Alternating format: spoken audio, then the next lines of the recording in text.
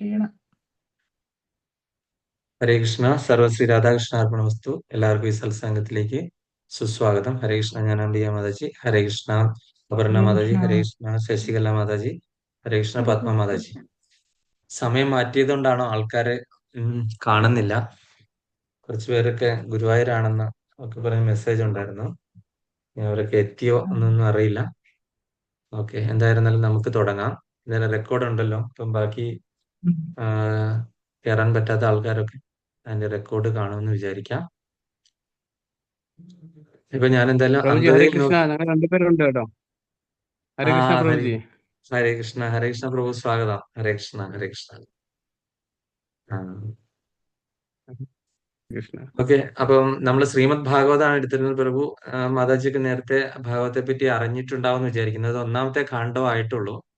അപ്പൊ അതുകൊണ്ട് ഇൻട്രഡക്ഷനും ഒക്കെ കഴിഞ്ഞ് നമ്മൾ മൂന്നാമത്തെ ചാപ്റ്ററിൽ എത്തി നിൽക്കുകയാണ്. അപ്പൊ അങ്ങനെ അതിന്റെ തുടക്കമൊക്കെ ഒരുപക്ഷെ ഏതെങ്കിലും ക്ലാസ്സിലൊക്കെ അറിയാമായിരിക്കും. ഇങ്ങനെ അതിന് ഞാനൊരു ചെറുതായിട്ട് ഒരു ഇൻട്രഡക്ഷൻ നൽകിയിട്ട് നമുക്ക് മുന്നോട്ട് പോകാം. കാരണം നിങ്ങൾ രണ്ടുപേരും പുതിയതായതുകൊണ്ട്. ശ്രീമദ് ഭാഗവതം എന്ന് പറയുന്നത് നമ്മളുടെ ഭാഗവത പുരാണം എന്ന് പറയും. 18 പുരാണങ്ങളിൽ ഇത് എഴുതിയത് വ്യാസദേവനാണ്, ശ്രീല വ്യാസദേവൻ. അപ്പം ഈ വ്യാസദേവന് മുൻപേ ഈ ഭാഗവതം അറിയാവുന്ന ആൾക്കാരെന്ന് പറഞ്ഞാൽ ഭഗവാൻ നേരിട്ട് ബ്രഹ്മദേവനെ ഉപദേശിച്ചു. ബ്രഹ്മദേവനിൽ നിന്ന് നാരദമുനിയിൽ നിന്ന് വ്യാസദേവൻ. അങ്ങനെ വ്യാസദേവൻ ഈ 17 പുരാണങ്ങളൊക്കെ ഇരുന്ന് എഴുതിയ സമയത്ത്, അതുപോലെ വേദങ്ങൾ 4 എഴുതി. ഋഗ്, യജു, സാമ, അഥർവ 4 വേദങ്ങൾ. ഇതൊക്കെ എഴുതി കഴിഞ്ഞപ്പം വ്യാസദേവന് ഒരു സംതൃപ്തി ഉണ്ടായില്ല. ഒരു എന്തോ ഒരു സംതിങ്, അതായത് ഒരു സന്തോഷമില്ലായ്മ അനുഭവപ്പെട്ടു. സന്തോഷമില്ലായ്മ അനുഭവപ്പെട്ടു കഴിഞ്ഞപ്പോൾ അദ്ദേഹത്തിന്റെ ഗുരുവിനെ കാണണമെന്ന് ആഗ്രഹം തോന്നിയപ്പോൾ തന്നെ അദ്ദേഹത്തിന്റെ ഗുരുവായ നാരദമുനി അവിടെ പ്രത്യക്ഷപ്പെടുകയും എന്താണ് ഈ വിഷാദത്തിനുള്ള കാരണം അന്വേഷിക്കുകയും ചെയ്തു കഴിഞ്ഞപ്പോൾ പറഞ്ഞു, ഇതൊക്കെ ഈ എനിക്ക് ഇത്രയൊക്കെ എഴുതി കഴിഞ്ഞിട്ടും ഈ ജ്ഞാനമാണ് ഈ മുഴുവൻ എഴുതിയത്, അല്ലെ? മുഴുവൻ അറിവിന്റെ ഒരു ഭണ്ഡാരമാണ് അദ്ദേഹം തുറന്നു വെച്ചിരുന്നത്. പക്ഷെ അപ്പോഴൊന്നും ഒരു ഇതില്ല. അപ്പൊ ഇതിന് നാരദമുനി ഒരു പോംവഴി കൊടുക്കുന്നതാണ്, ഭഗവാനെ പറ്റി എഴുതൂ. നീ ഇത്രയും നാളും എഴുതിയത് എന്താണ്? അറിവുകളല്ലേ, ഒരുപാട് അറിവുകൾ ജ്ഞാനങ്ങളൊക്കെ എഴുതി. ഇനി ഭഗവാനെ പറ്റി എഴുതൂ എന്ന് പറഞ്ഞു. അപ്പൊ അങ്ങനെ ഭഗവാനെ പറ്റി എഴുതൂ എന്ന് പറഞ്ഞു കഴിഞ്ഞപ്പോൾ അങ്ങനെ ശ്രീമദ് ഭാഗവതം ഉപദേശിച്ചു കൊടുക്കപ്പെട്ടു. അങ്ങനെ ശ്രീമദ് ഭാഗവതം എഴുതി. ശ്രീമദ് ഭാഗവതം ഞാൻ വളരെ ചുരുക്കിയാണ് പറയുന്നത്, ഒരുപാട് ബൃഹത്തായ ഒരു സബ്ജക്റ്റാണ്. അപ്പൊ ഈ ശ്രീമദ് ഭാഗവതം എഴുതാൻ നമ്മൾ എങ്ങനെയാണ് ഇത് നമ്മളുടെ കയ്യിലേക്ക് കിട്ടുന്നതെന്ന് വെച്ച് കഴിഞ്ഞാൽ, ഇത് പരീക്ഷിത് മഹാരാജ് എന്ന് പറഞ്ഞു കഴിഞ്ഞാൽ ഒരു രാജാവുണ്ട്. നമ്മുടെ ഈ ലോകം മുഴുവൻ ഭരിച്ചിരുന്ന ചക്രവർത്തിയാണ്, ഈ ഭൂമണ്ഡലം മുഴുവൻ. അദ്ദേഹം അർജുനന്റെ മകനായ അഭിമന്യു, അർജുനന്റെയും സുഭദ്രയുടെയും മകനായ അഭിമന്യു. സുഭദ്ര എന്ന് പറഞ്ഞാൽ ഭഗവാന്റെയും ബലരാമന്റെ ഒക്കെ പെങ്ങള്. ആ അഭിമന്യുവിന് ഉത്തരാദേവിയില്, വിരാട് രാജാവിന്റെ പുത്രിയായ ഉത്തരാദേവിയിൽ ഉണ്ടായ പുത്രനാണ് പരീക്ഷിത്ത്. അപ്പൊ ഈ പരീക്ഷിത്ത് ഇനി ഒരു ശാപം കിട്ടി. ശാപം എന്ന് പറഞ്ഞു കഴിഞ്ഞാൽ 7-ാം നാൾ തക്ഷകം കടിച്ച് മരിക്കുമെന്നുള്ളതാണ്. അപ്പം അങ്ങനെ ഒരു ശാപം കിട്ടി. അപ്പം 7 ദിവസമുണ്ട് ഇദ്ദേഹത്തിന് ആയുസ്. നമ്മളെ സംബന്ധിച്ചിട്ട് നമുക്ക് ആർക്കെങ്കിലും പറയാൻ പറ്റുമോ ഇത്ര ദിവസം ആയുസ് ഉണ്ടെന്ന്? നമുക്ക് ആർക്കും പറയാൻ പറ്റില്ല. ഈ നിമിഷം, അടുത്ത നിമിഷം എന്താണെന്ന് നമുക്ക് അറിയാൻ പറ്റില്ല. പക്ഷെ പരീക്ഷത്തിന് ക്ലിയർ ആയിട്ട് 7 ദിവസത്തെ ആയുസ് ഉണ്ടായിരുന്നു. പക്ഷെ നമുക്ക് വേറൊരാളുടെ കാര്യം അറിയാം. ആരുടെയാണ്? ഖഡ്വാംഗ മഹാരാജാവിന്. അദ്ദേഹത്തിന് എത്ര സമയം ആയുസ് ഉണ്ടായിരുന്നു? ആർക്കാ പറയാൻ പറ്റുന്നത്?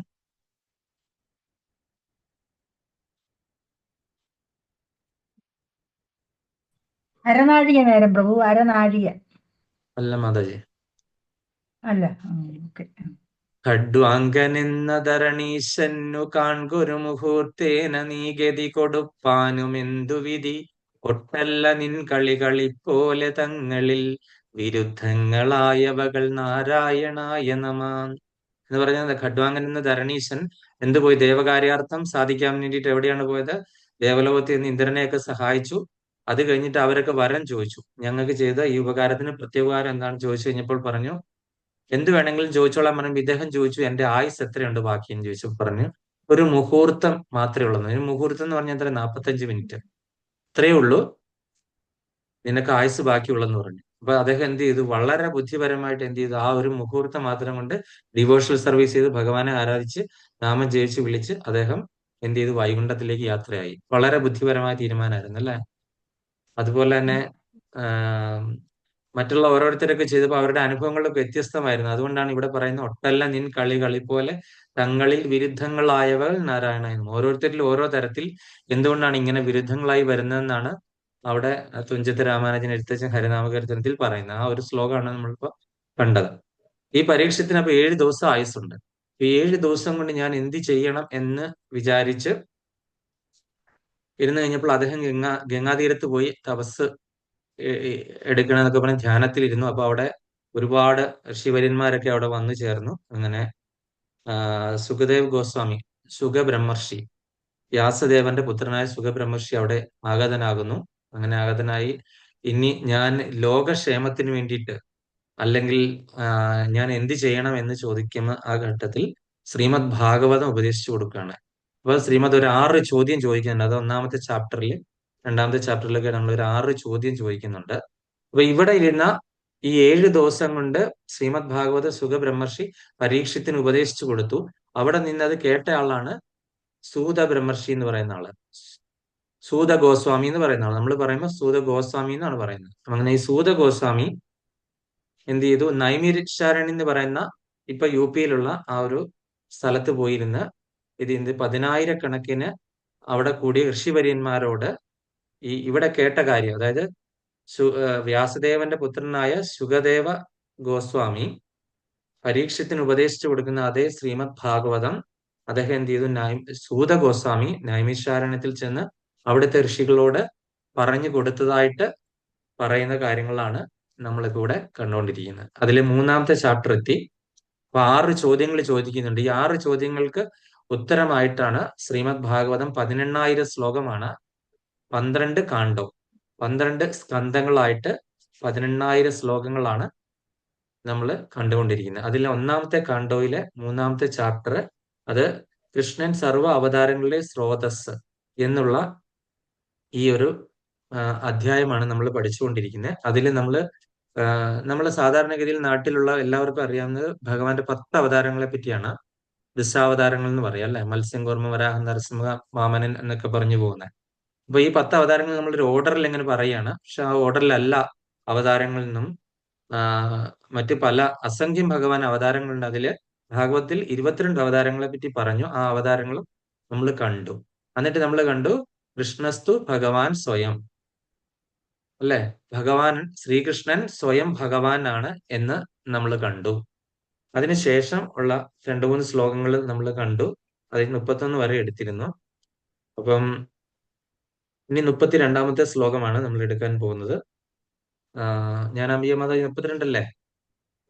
അതെ അതെ, 32, 33, 34. മാതാജിക്ക് ഉറക്കമൊന്നും വരുന്നില്ലല്ലോ. നിങ്ങളെല്ലാരും ഇങ്ങനെ ഇരുന്ന് കഴിഞ്ഞാൽ എനിക്ക് ഉറക്കം വരും കേട്ടോ. നല്ല ഉറക്കം വരുന്ന സമയമാണ്. പ്രഭു അറിയില്ല, അതുകൊണ്ടല്ലോ ഒന്നും മിണ്ടാത്തത്. മാതാജി ഇങ്ങനെ വായ ഇങ്ങനെ ഇടയ്ക്ക് പൊളിച്ചു വിടുന്നുണ്ട്. അതുകൊണ്ടാണ് ഞാൻ ചോദിച്ചത്. ക്ഷീണമുണ്ടെന്ന് ഞാൻ പറഞ്ഞില്ലേ പ്രഭു. അതെ, കുഴപ്പമില്ല. ഓക്കെ, നമുക്ക് 32-ാമത്തെ ശ്ലോകം കാണാം. അധപരം യഥ വ്യക്തം അവ്യൂഢാ ഗുണ ബ്രംഹിതം അദൃഷ്ടാശ്രുത വസ്തുത്വാൽ സ ജീവോ യൽ പുനർഭവ. അധപരം യഥ വ്യക്തം അവ്യൂഢാ ഗുണ ബ്രംഹിതം അദൃഷ്ടാശ്രുത വസ്തുത്വാൽ സ ജീവോ യൽ പുനർഭവ. അധപരം യഥ വ്യക്തം അവ്യൂഢാ ഗുണ ബ്രംഹിതം അദൃഷ്ടാശ്രുത വസ്തുത്വാൽ സ ജീവോ യൽ പുനർഭവ. ഹരേ കൃഷ്ണ. മല്ലിക മാതാജി.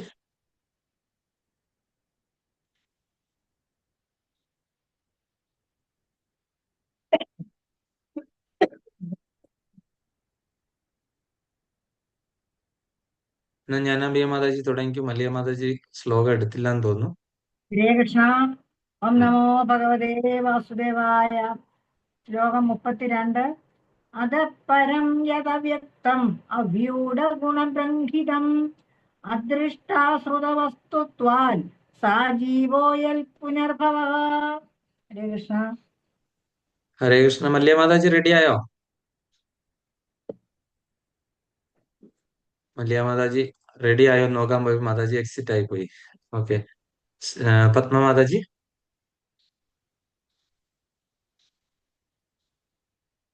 ഹരേ കൃഷ്ണ. അധഃപരം യദവ്യക്തം അവ്യൂഢ ഗുണവ്യൂഹിതം അദൃഷ്ടാ ശ്രുതവസ്തുത്വാ സജീവോ യത് പുനർഭവ.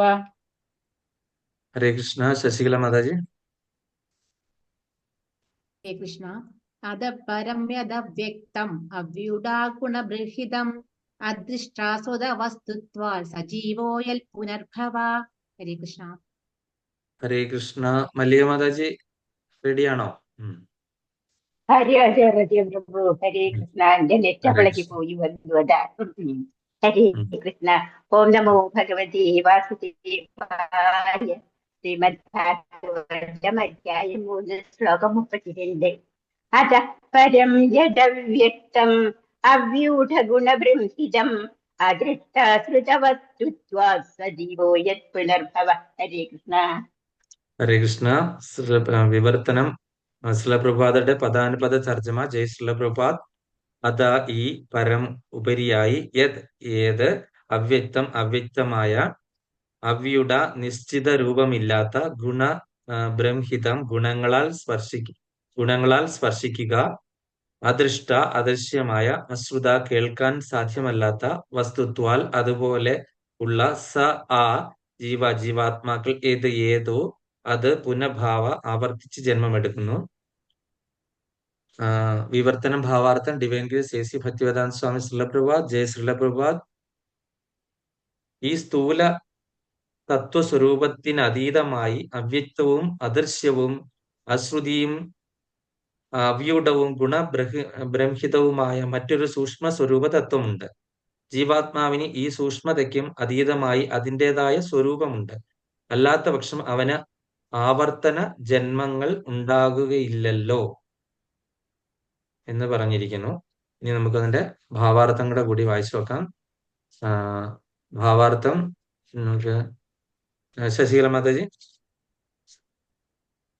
ഹരേ കൃഷ്ണ. ശിലാപ്രഭാതരുടെ ഭാവാർത്ഥം. ജയ് ശിലാപ്രഭാത്. അതിബൃഹത്തായ വിശ്വപ്രപഞ്ചത്തെ ഭഗവാന്റെ സ്ഥൂലാകാരമായ സ്വരൂപമായി സങ്കല്പിച്ചിരിക്കുന്നതിനാൽ ഭഗവാന് അതിസൂക്ഷ്മ സ്വരൂപമുണ്ടെന്ന തത്വവും നിലവിലുണ്ട്. അതിനെ ദർശിക്കാതെ പ്രത്യക്ഷമാക്കാതെ തന്നെ സാക്ഷാത്കരിക്കാം. എന്നാൽ പരമാർത്ഥത്തിൽ സൂക്ഷ്മവും സ്ഥൂലവുമായ സ്വരൂപതത്വങ്ങളൊക്കെ ജീവാത്മാക്കളുമായി ബന്ധപ്പെട്ടവയാണ്. സ്ഥൂല ഭൗതിക ശരീരത്തിനും അല്ലെങ്കിൽ സൂക്ഷ്മ മാനസിക അസ്തിത്വ സ്വരൂപത്തിനും ഉപരിയായി ജീവാത്മാക്കൾക്ക് അതിൻ്റെതായ ആത്മീയ സ്വരൂപമുണ്ട്. സ്ഥൂല ശരീരവും മാനസിക വൃത്തിയും പ്രവർത്തനരഹിതമാകുമ്പോൾ തൽക്ഷണം ജീവാത്മാവ് പ്രത്യക്ഷ സ്ഥൂലശരീരം ഉപേക്ഷിക്കുന്നു. പരമാർത്ഥത്തിൽ അദൃശ്യനും അശ്രുതനുമാകിയാൽ ജീവാത്മാവ് വിട്ടുപോയി എന്ന് നാം അഭിപ്രായപ്പെടും. ഗാഠനിദ്രയിലായ ഒരാളുടെ സ്ഥൂല ശരീരം അപ്പോൾ പ്രവർത്തിക്കുന്നില്ലെങ്കിലും അയാളുടെ ശ്വാസോച്ഛ്വാസത്തിലൂടെ ആത്മാവ് ശരീരത്തിനുള്ളിലുണ്ടെന്ന് നാം മനസ്സിലാക്കുന്നു. ആകയാൽ ജീവാത്മാക്കൾ ശരീരം ഉപേക്ഷിച്ചു പോകുമ്പോൾ ചേതനാത്മാവിന് അസ്തിത്വമില്ല എന്ന അർത്ഥമില്ല. അത് അവിടെ തന്നെയുണ്ട്. അന്യഥാ ജനനങ്ങളുടെ പുനരാവർത്തി സംഭവ്യമാകുന്നത് എപ്രകാരമാണ്? നിർണയം എന്തെന്നാൽ ഭഗവാൻ ജീവാത്മാക്കളെ പോലെ സൂക്ഷ്മവും സ്ഥൂലവുമല്ലാത്ത അദ്ദേഹത്തിൻ്റെതായ അതീന്ദ്രിയ രൂപത്തിൽ ശാശ്വതമായി നിലകൊള്ളുന്നു. ജീവാത്മാക്കളുടെ സൂക്ഷ്മവും സ്ഥൂലവുമായ ശരീരത്തോട് ഭഗവാന്റെ ശരീരത്തെ ഒരിക്കലും താരതമ്യം ചെയ്യാൻ പാടില്ല. ഭഗവത് സ്വരൂപത്തെ കുറിച്ചുള്ള അവിധ സർവ്വ സിദ്ധാന്തങ്ങളും സാങ്കല്പികങ്ങളാണ്. ഭൗതിക മാലിന്യങ്ങൾ മാത്രം ബന്ധനസ്ഥനായ ജീവാത്മാവിന് ഒരു ശാശ്വത ആത്മീയ സ്വരൂപമുണ്ട്. ഹരേ കൃഷ്ണ. ഹരേ കൃഷ്ണ. ശ്രീലപ്രഭാത് കി ജയ്. ഇവിടെ എന്താണ് പറഞ്ഞിരിക്കുന്നത്? ഈ സ്ഥൂല തത്വസ്വരൂപത്തിന് അതീതമായി അവ്യക്തവും അദൃശ്യവും അശ്രുതിയും അവ്യൂഢവും ബ്രംഹിതവുമായ മറ്റൊരു സൂക്ഷ്മ സ്വരൂപ തത്വമുണ്ട്. ജീവാത്മാവിന് ഈ സൂക്ഷ്മതയ്ക്കും അതീതമായി അതിൻ്റെതായ സ്വരൂപമുണ്ട്. അല്ലാത്ത പക്ഷം അവന് ആവർത്തന ജന്മങ്ങൾ ഉണ്ടാകുകയില്ലോ എന്നാണ് ഈ ശ്ലോകത്തിൽ പറഞ്ഞിരിക്കുന്നത്. അപ്പം നമുക്ക് 2 തരത്തിലുള്ള ശരീരമുണ്ടെന്ന് നമ്മൾ കണ്ടിട്ടുണ്ട്. ഏതൊക്കെ ശരീരങ്ങളാണ്? ജീവാത്മാക്കളുടെ കാര്യമാണ് പറയുന്നത്. സൂക്ഷ്മ ശരീരവും സ്ഥൂല ശരീരവും. സ്ഥൂല ശരീരവും സൂക്ഷ്മ ശരീരവും. എന്താണ് ഈ സ്ഥൂല ശരീരം? നമ്മൾ ഈ ഭൗതികമായ ഭൂമി പഞ്ചഭൂതങ്ങൾ പഞ്ചഭൂതങ്ങൾ കൊണ്ടുള്ള കൊണ്ടുണ്ടാക്കി. പഞ്ചഭൂതങ്ങളാൽ നിർമ്മിച്ചിരിക്കുന്ന നമ്മൾ ഈ പുറമേ കാണുന്ന ഈ ഒരു സംഭവത്തിനെയാണ് സ്ഥൂല ശരീരം എന്ന് പറയുന്നത്. സൂക്ഷ്മ ശരീരം എന്ന് പറഞ്ഞു കഴിഞ്ഞാൽ അത് സൂക്ഷ്മം എന്ന് പറഞ്ഞാൽ എന്താ തന്നെ കാണത്തില്ല അല്ലേ, വളരെ മൈന്യൂട്ട് ആണ് അല്ലേ. ആ സൂക്ഷ്മ ശരീരം എന്തൊക്കെയാണ്? സൂക്ഷ്മ ശരീരത്തിന്റെ ലക്ഷണങ്ങൾ മനസ്സ്, ബുദ്ധി, മനസ്സ്, അഹങ്കാരം. അഹങ്കാരം. മനസ്സ്, ബുദ്ധി, മിഥ്യ, അഹങ്കാരം, അല്ലെങ്കിൽ മൈൻഡ്, ആ എന്താണ് intelligence, false ego. Ego. Mind, intelligence, false ego. ഇതിന്റെ കൂടെ ഒരാളൂടെ കൂടി ഉണ്ട്. അത് ആരാണ്? അത് നിങ്ങൾ പറഞ്ഞില്ല. അവ്യക്തം, പ്രധാനം, ആത്മാവ്, ആത്മാവ്, ആത്മാവ്. അപ്പം ആത്മാവ്, അതിന്റെ കൂടെ ഉണ്ടാകുന്ന ആത്മാവ് എന്ന് പറഞ്ഞു കഴിഞ്ഞാൽ എറ്റേണൽ ആണ്. അതുപോലെ തന്നെ അതിന്റെ കൂടെ ഉണ്ടാകുന്ന 3 ഘടകങ്ങളാണ് മനസ്സ്, ബുദ്ധി, മിഥ്യാഹങ്കാരം അല്ലെ. ഈ 3 സാധനങ്ങള് കൂടെ സൂക്ഷ്മ ശരീരത്തിന്റെ കൂടെ ഉണ്ടാകും അല്ലെ. അപ്പൊ അങ്ങനെയാണ്. അപ്പൊ നമ്മള് ഇപ്പോൾ കാണുന്ന ഈ ശരീരം എന്ന് പറഞ്ഞു കഴിഞ്ഞാൽ, നമ്മളിപ്പോ ഇവിടെ ഒരു എക്സാമ്പിൾ പറഞ്ഞു. നമ്മൾ സ്വപ്നം കാണുമ്പോൾ എന്താണ് സംഭവിക്കുന്നത്? സ്വപ്നം കാണുമ്പോൾ നമ്മൾ പല കാര്യങ്ങളും കാണുന്നു അല്ലെ.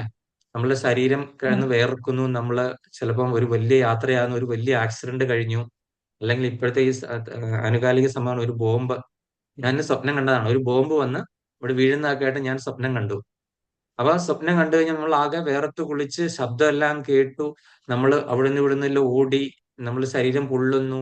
ഇങ്ങനത്തെ ഈ അവസ്ഥകളെല്ലാം ഉണ്ടാകുന്നുണ്ട് അല്ലെ. ഈ അവസ്ഥകളൊക്കെ ഉണ്ടായത് തന്നെ നമ്മള് സ്വപ്നം കുറച്ച് കഴിഞ്ഞപ്പോ എന്താണ്, കണ്ണിങ്ങനെ തുറന്ന് എണീറ്റ് നോക്കി കഴിഞ്ഞപ്പോൾ അതൊന്നുമില്ല. അപ്പൊ ഈ അവസ്ഥകളും അത്രയും നേരം ഈ ബോംബ് പൊട്ടിയതിന്റെ ഒച്ച കേട്ടതും അതുപോലെ തന്നെ ഈ പെയിൻ, ശരീരത്ത് പൊള്ളിയതിന്റെ ഒക്കെ പെയിൻ അനുഭവിച്ച ആർക്കായിരുന്നു? അപ്പം ഈ സ്ഥൂല ശരീരത്തിനാണോ?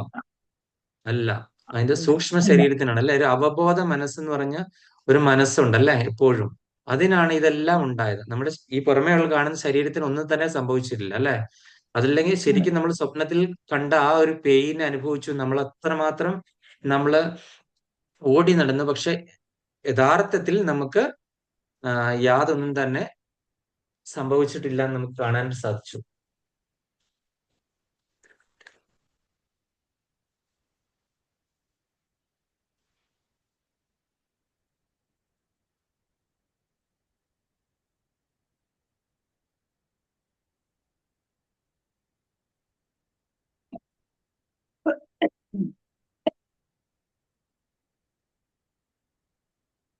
ഇല്ല, ഇത് വേണ്ട കേട്ടോ. ഇത് ഇങ്ങനത്തെ ആണെങ്കിൽ നമുക്ക് അവൈലബിൾ ആണ് എവിടെയാണല്ലോ. മറ്റേ 2 ഞാൻ പറഞ്ഞത് 2 ഉണ്ടെന്ന് നോക്കാം. അപ്പോൾ നമ്മൾ കണ്ടു ഈ സംഭവിക്കുന്ന, അതായത് നമ്മളുടെ ഈ പുറമേ കാണുന്ന ശരീരത്തിന് ഈ ഒരു വെട്ടേറ്റ് കഴിഞ്ഞു കഴിഞ്ഞാൽ ഈ ശരീരത്തിനാണോ വെട്ടേക്കുന്നത്? അല്ല, അതിന്റെ ഉള്ളിലുള്ള ചേതനയുള്ള അതിന്റെ യാതനാ ശരീരം എന്ന് പറഞ്ഞൊരു സംഭവം ഉണ്ടല്ലേ, അതിനാണ് ഈ വേദനകൾ മുഴുവനും അനുഭവിക്കുന്നത് അല്ലെ. നമ്മൾ ഈ ശരീരം വെടിയുന്ന സമയം, അതായത് നമ്മുടെ ആത്മാവ് എന്ന് പറയുന്ന സംഭവം, ഈ സൂക്ഷ്മ ശരീരത്തിലെ ആത്മാവ് എന്ന് പറഞ്ഞ സംഭവം വിട്ടുപോകുന്ന ഒരു സമയമുണ്ട്. ഈ വിട്ടുപോകുന്ന സമയത്ത് ശരിക്കും എന്താണ് സംഭവിക്കുന്നതെന്ന് വെച്ച് കഴിഞ്ഞാൽ, നമുക്കറിയാം അത്രയും നാളും ഈ ജീവാത്മാവ് എന്തിനോട് ഈ ശരീരത്തിനോട് ഒട്ടിച്ചേർന്നിരിക്കുകയാണ് അല്ലെ. ശരീരമായിട്ട് ഒട്ടിച്ചേർന്ന് ഈ ത്രിഗുണങ്ങളുമായിട്ട് ഇങ്ങനെ അസോസിയേറ്റ് ചെയ്തിട്ട് ഈ ആത്മാവ് ഇങ്ങനെ വിട്ടുപോകാൻ ഒരു എളുപ്പമാണോ? വളരെ ബുദ്ധിമുട്ടാണ് അല്ലെ. അതിനുവേണ്ടി എന്താണ് ചെയ്യുന്നത്? യമദൂതന്മാർ വന്നിട്ട് യമപാശം വെച്ചിട്ട് പിടിച്ച് വലിച്ചാണ് ഇറക്കുന്നത് അല്ലെ. നമ്മൾ ഇതിനോട് ഒട്ടിപ്പോയിട്ട് വിട്ടുപോകാൻ തയ്യാറല്ല. ഞാൻ ഈ ശരീരമാണെന്ന് പറഞ്ഞ് ഇങ്ങനെ ആത്മാവ് വിട്ടുപോകാതിരിക്കും. അപ്പൊ അതിനെ വലിച്ചു പറിച്ചെടുക്കാൻ വേണ്ടിയിട്ടാണ് അവർ യമപാശവുമായിട്ട് വന്ന് നിൽക്കുന്നത് അല്ലെ. നമ്മൾ ആ ഒരു ശ്ലോകം കണ്ടല്ലേ, അപ്പാശവും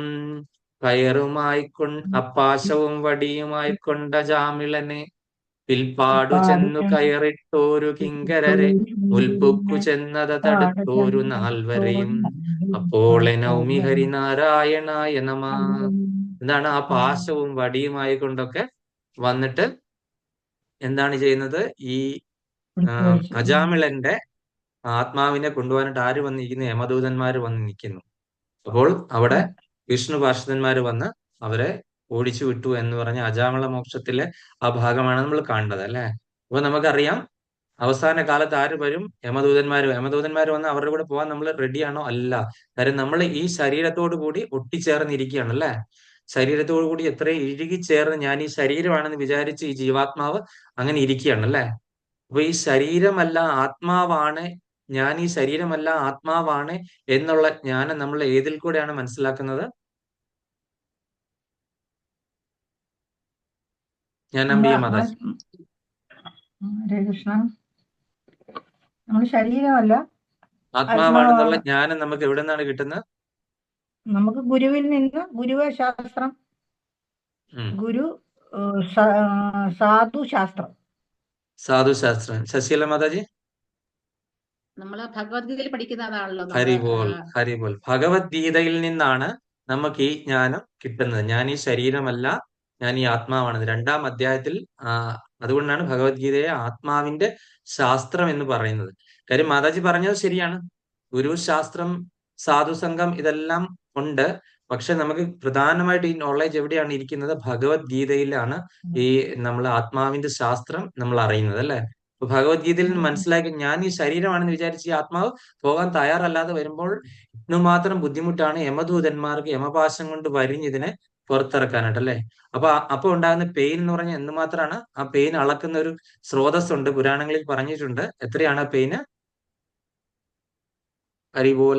ആർക്കെങ്കിലും അറിയാമോ? രാധിക മാതാജി? 1000 തേൾ കടിക്കുന്ന 10,000 തേള് കടിക്കുന്ന വേദനയാണ്. ഇത് സാധാരണഗതിയിലുള്ള ഒരു ജീവാത്മാവ് ശരീരത്തിൽ നിന്ന് വിട്ടുപോകാനായിട്ടുള്ള പെയിൻ എന്ന് പറയുന്നത് മെഷർ ചെയ്ത് വെച്ചിരിക്കുകയാണ് പുരാണങ്ങളിൽ, ശാസ്ത്രങ്ങളിലും. 10,000 തേള് കടിക്കുന്ന വേദന. ഒരു തേള് കടിക്കുന്ന വേദന എത്ര പേർക്ക് സഹിക്കാൻ പറ്റും? കൈ ഒന്ന് പൊക്കിക്കേ. ഒരു തേള് കടിക്കുന്ന വേദന ആരുമില്ല, ആരും കൈ പൊക്കുന്നില്ല. മാതാജിക്ക് സഹിക്കാൻ പറ്റും? ഒരു തേൾ കടിക്കുന്ന എങ്ങനെയെങ്കിലും സഹിക്കാം, ബോട്ടം സഹിക്കാം. മാതാജിക്ക് അത്രയും തന്നെ ഉണ്ട്. നന്നായി, ഓക്കെ.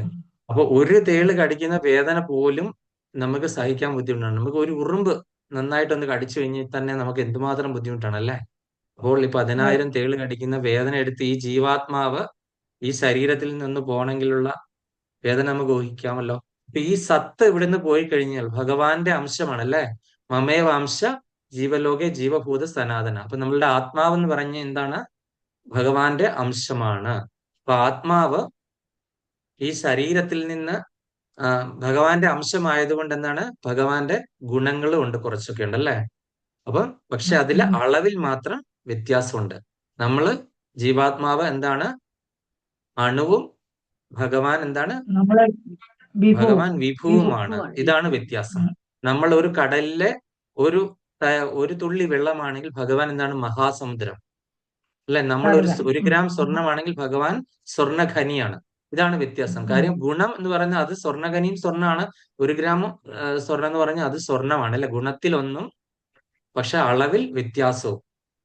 അപ്പം നമ്മളുടെ കാര്യങ്ങൾ ഗുണങ്ങളെല്ലാം വളരെ കുറവാണ് ഇരിക്കുന്നത്. പക്ഷെ ഭഗവാന് ആ ഗുണങ്ങൾ, അപ്പൊ ഭഗവാന് ഉള്ള ഗുണങ്ങളൊക്കെ തന്നെയാണ് നമ്മളിൽ ഉള്ളത്. കാര്യം നമ്മൾ ഭഗവാന്റെ ശാശ്വത അംശമാണ്, അല്ലെ? മമേവാംശ ജീവലോകെ ജീവഭൂത സനാതന എന്ന് ഭഗവാൻ പറഞ്ഞിട്ടുണ്ട്, അല്ലെ? അപ്പൊ നമ്മൾ ഈ ഭഗവാന്റെ അംശം ആയതുകൊണ്ട് ഈ ഗുണങ്ങളുണ്ട്. പക്ഷെ ഈ ഭൗതിക പ്രകൃതിയുമായിട്ടുള്ള ഈ അസോസിയേഷൻ കാരണമാണ് ഈ ആത്മാവ് എന്ത് വിചാരിച്ചു?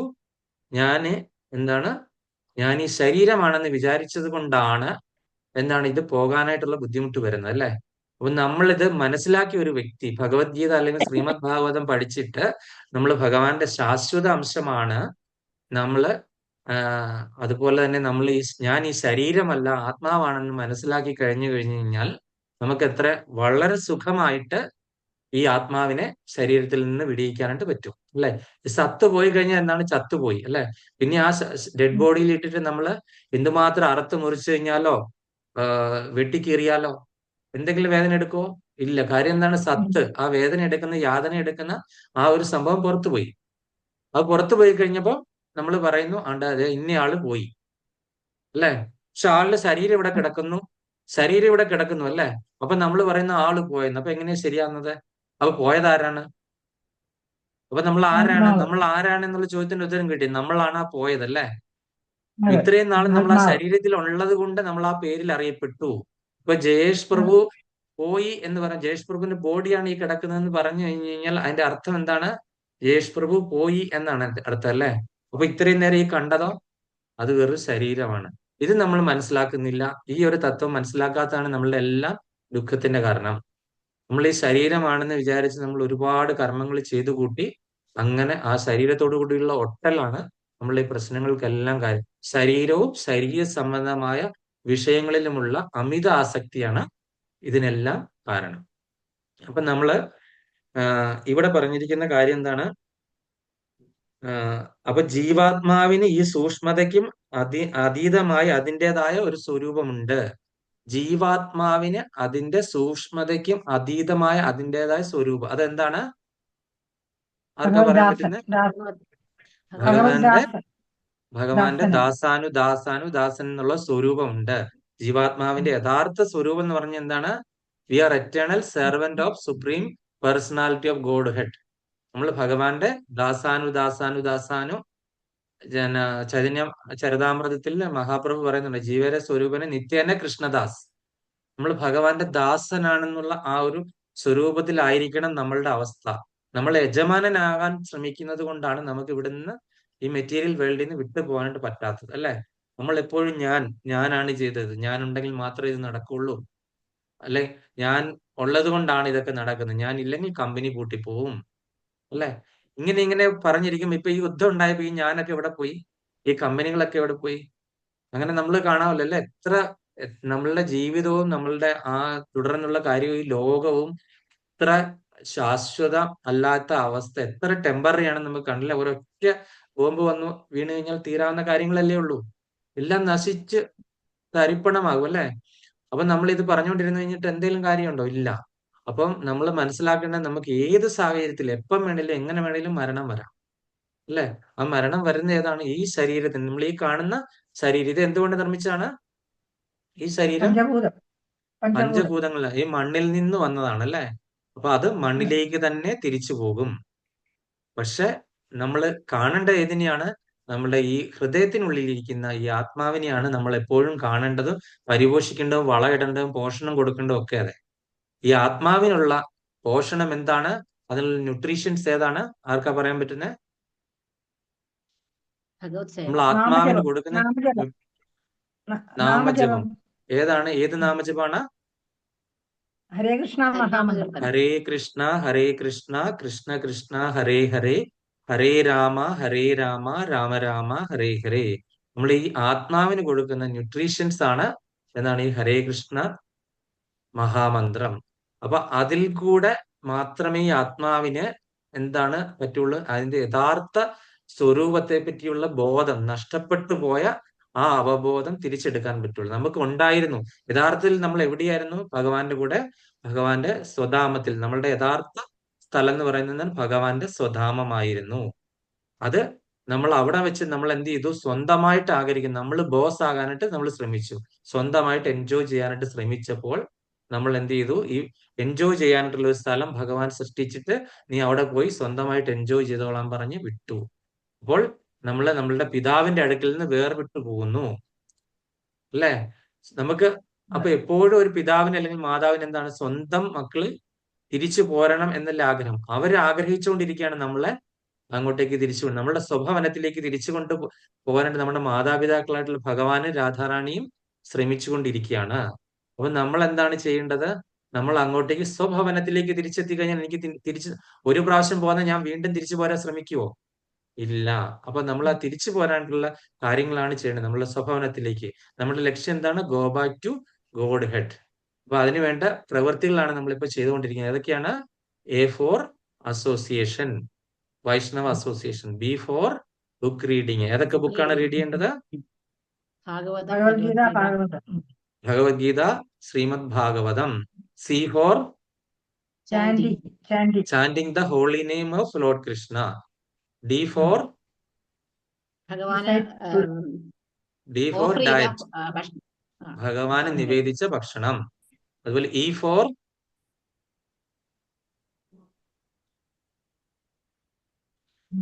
എത്തിക്കേറ്റ്സ്, വൈഷ്ണവ എത്തിക്കേറ്റ്സ്, അല്ലേ? ഏതൊക്കെയാണ് വൈഷ്ണവ എത്തിക്കേറ്റ്സ്? നമ്മൾ കുളിച്ച് കഴിഞ്ഞിട്ട് ഗംഗാജലത്തിൽ കുളിക്കുക. അത് കഴിഞ്ഞ് തിലകം, നമ്മുടെ 13 അംഗങ്ങളിലും തിലകം ഇടുക. വൈഷ്ണവ തിലകം, അത് ഗോപീചന്ദനം, സാധാരണഗതിയിലുള്ള കളഭമൊന്നുമല്ല, ഗോപീചന്ദനം ഇടുക. പിന്നെ അത് കഴിഞ്ഞിട്ട് നമ്മള് വിളക്ക് കത്തിച്ച് ആരതി ചെയ്യുക. അതുപോലെ തന്നെ ഭോഗോഫർ ചെയ്യുക. ഇങ്ങനെ അങ്ങനെയുള്ള ആ നിത്യേന ചെയ്തുകൊണ്ടിരിക്കുന്ന കാര്യങ്ങൾക്ക് ഒരു യൂണിഫോം ഉണ്ടല്ലേ, ഒരു യൂണിഫോം, ഒരു കൃത്യത, ഒരു ചട്ടക്കൂടിനുള്ളിലാണ് ചെയ്യുന്നത്. ഇതിനെല്ലാം കൂടെ ചേർത്താണ് വൈഷ്ണവ എത്തിക്കേറ്റ്സ് എന്ന് പറയുന്നത്, വൈഷ്ണവ സദാചാരം എന്ന് പറയും. അപ്പൊ അത് നമ്മൾ ഒരു വൈഷ്ണവനെ കണ്ടു കഴിഞ്ഞാൽ തന്നെ ഇവനൊരു വൈഷ്ണവനാണ്, ഭക്തനാണെന്ന് നമുക്ക് പറയും. കാര്യം അയാള് സദാചാരം ഫോളോ ചെയ്യുന്ന ആളാണെങ്കിൽ നമ്മൾ കണ്ടു കഴിഞ്ഞാൽ പറയും. കാര്യം അദ്ദേഹത്തിന്റെ സ്വഭാവം അടക്കം, വാക്കടക്കം എല്ലാം അത് നമ്മളെ തെളിയിച്ച് കാണിക്കും അല്ലെ. ഇതൊന്നും ഇട്ടില്ലെങ്കിലും ശരിയായിട്ടുള്ളൊരു വൈഷ്ണവനെ അവന്റെ സംസാരത്തിൽ കൂടെ, അവന്റെ പെരുമാറ്റത്തിൽ കൂടെ, അല്ലെങ്കിൽ അവന്റെ മുഖത്തിന്റെ തേജസ്സിൽ കൂടെ നമുക്കത് മനസ്സിലാക്കാൻ സാധിക്കുമെന്നാണ് ആചാര്യന്മാര് പറയുന്നത്. അപ്പൊ നമ്മള് യഥാർത്ഥത്തിലുള്ള നമ്മളുടെ ആ ഒരു ഭവനത്തിലേക്ക് തിരിച്ചു പോകാനുള്ള പ്രോസസ്സുകളാണ് നമ്മൾ ചെയ്തുകൊണ്ടിരിക്കുന്നത് അല്ലെ.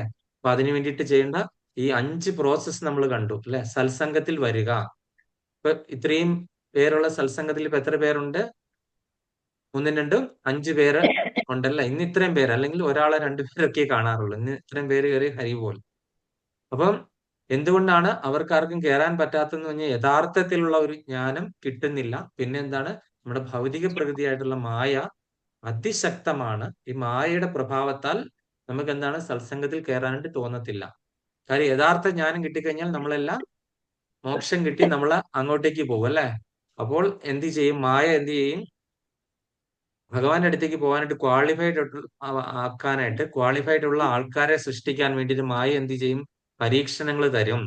ഈ പരീക്ഷണങ്ങളിൽ നമ്മൾ അകപ്പെട്ടു പോയിട്ടുണ്ടെങ്കിൽ എന്താണ്, നമുക്ക് എന്നും ഇവിടെ ജന്മ മൃത്യു ജരാവ്യാധി ദുഃഖദോഷാന ദർശനത്തിൽ ഇങ്ങനെ കുടുങ്ങി കിടക്കേണ്ടി വരും. ജനനം, മരണം, വാർദ്ധക്യം, രോഗം, ഈ ചക്രത്തിൽ. അതുപോലെ തന്നെ ആദിദൈവികം, ആദിഭൗതികം, ആധ്യാത്മികമായ ക്ലേശങ്ങളും ദുരിതങ്ങളും അനുഭവിച്ചിട്ട് ഈ ഭൗതിക ലോകത്തിൽ പല യോനികളിലായിട്ട് ജനിക്കുകയും മരിക്കുകയും ചെയ്തുകൊണ്ടിരിക്കും. ചിലപ്പം മൃഗജന്മത്തിലേക്ക് പോകേണ്ടി വരും. നമ്മളുടെ പ്രവൃത്തി മോശമാണെങ്കിൽ മൃഗജന്മത്തിലേക്ക്, താഴേക്കിടയിലുള്ള ജന്മത്തിലേക്ക് പോകേണ്ടി വരും. ചിലപ്പം വേറെ പ്ലാനറ്റ്സിൽ പോകേണ്ടി വരും. ഈ 14 ലോകങ്ങളിലെ ഈ അസുരന്മാരൊക്കെ താമസിക്കുന്ന പാതാള ലോകങ്ങളിലേക്ക് പോകേണ്ടി വരും നമ്മളുടെ പ്രവൃത്തി ആസുരികമാണെങ്കിൽ. ഇതിന്റെ ഒക്കെ അവസാനം ഭഗവാൻ ഓരോ പ്രാവശ്യവും നമ്മളുടെ മക്കളായതുകൊണ്ട് നമ്മളോട് കൃപ തോന്നി നമ്മളെ ഒന്നുകിൽ ഒരു സത്സംഗത്തിൽ ഏർപ്പെടുത്തുന്നു, അല്ലെങ്കിൽ നല്ലൊരു ആളുടെ അടുക്കൽ, അല്ലെങ്കിൽ ഒരു ടെമ്പിൾ ദർശനം, ഇങ്ങനെ എന്തെങ്കിലുമൊക്കെ ഭഗവാൻ ചെയ്തു തരുന്നു. കാര്യം ഭഗവാന് നമ്മൾ തിരിച്ചെത്തണമെന്ന് ആഗ്രഹമുണ്ട്. അപ്പൊ അതുകൊണ്ട് ഭഗവാനാണ് നമുക്കൊരു ഗുരുവിനെ തരുന്നത്. പിന്നെ ആ ഗുരുവിന്റെ കൃപ കൊണ്ടാണ് നമുക്ക് ഭഗവാനെ കിട്ടുന്നത്. അപ്പൊ ഒരു കാര്യം നമ്മൾ ശ്രദ്ധിക്കേണ്ടത്, ഭഗവാന്റെ കൃപ കൊണ്ടാണ് നമുക്ക് ഒരു ഗുരുനാഥനെ കിട്ടുന്നത്. പിന്നീട് ഈ ഗുരുനാഥൻ നിരൂപിക്കണം നമ്മളെ ഭഗവാന്റെ അടുത്തേക്ക് എത്തിക്കാനുണ്ട്. ഇതൊക്കെ ഒരു ചെയിൻ ആണ് അല്ലെ. അപ്പൊ അത്രയും മേർസിബിൾ ആയിട്ടുള്ള ഭഗവാൻ, അതായത് നമ്മളുടെ സ്വന്തം അമ്മയായ രാധാറാണി നമ്മൾക്ക് വേണ്ടിയിട്ട് കാത്തിരിക്കുകയാണ്. നമ്മൾ ഓരോ മക്കളും ചെയ്ത എല്ലാ അപരാധങ്ങളും ക്ഷമിക്കാനായിട്ട്. പക്ഷെ നമ്മൾ അവരെ തിരിഞ്ഞു നോക്കണം അല്ലെ. നമ്മൾ ആരും അങ്ങോട്ടേക്ക് നോക്കുന്നില്ല, ശ്രദ്ധിക്കുന്നില്ല. അപ്പൊ അതുകൊണ്ടാണ് നമുക്ക് ഇതിന്റെയൊക്കെ ഈ പ്രശ്നങ്ങളൊക്കെ വരാനായിട്ട് സാധ്യത ഉള്ള കാരണങ്ങൾ. അപ്പം ഇവിടെ പറഞ്ഞിരിക്കുന്ന ജീവാത്മാവിന് ഈ സൂക്ഷ്മതയ്ക്ക് അതീതമായി അതിൻ്റെതായ സ്വരൂപമുണ്ട്. അപ്പൊ ജീവാത്മാവിന്റെ സ്വരൂപം എന്ന് പറഞ്ഞാൽ ഭഗവാന്റെ നിത്യദാസനാണ് നമ്മൾ കണ്ടു കഴിഞ്ഞു. അല്ലാത്ത പക്ഷം അവന് ആവർത്തന ജന്മങ്ങൾ ഉണ്ടാകുകയില്ലോ. ഈ സ്വരൂപം, നമ്മൾ യഥാർത്ഥ സ്വരൂപം മനസ്സിലാക്കാത്തത് കൊണ്ടാണ് നമുക്ക് ഈ ജനന മരണ ചക്രങ്ങളിൽ ഇങ്ങനെ കറങ്ങിത്തിരിഞ്ഞ് നടക്കേണ്ട അവസ്ഥ വരുന്നത്. മനസ്സിലായല്ലോ? ഈ യഥാർത്ഥ സ്വരൂപം എന്താണെന്ന് നമ്മൾ മനസ്സിലാക്കാത്തത്. ഇനി അടുത്ത 33-ാമത്തെ ശ്ലോകത്തിലേക്ക് പോവാണ്. അപ്പൊ ഇതിൽ എന്തെങ്കിലും സംശയമുണ്ടോ ഈ ശ്ലോകത്തില്? ഇല്ല. നമ്മൾ ഭഗവാന്റെ ദാസനാന്ന് മനസ്സിലാക്കി നമ്മൾ ഭഗവത് സേവനം ചെയ്യുക, അതാണ് അതിനകത്തുള്ള കണ്ടന്റ്. ഹരേ കൃഷ്ണ. ആദ്യമായിട്ട് കയറിയ അപർണ മാതാജിക്കും മറ്റേ എന്താണ് പിന്റു പ്രഭുവിനും എന്തെങ്കിലും മനസ്സിലായോ? ചിലപ്പം കോംപ്ലിക്കേറ്റഡ് ആയിട്ട് തോന്നാം.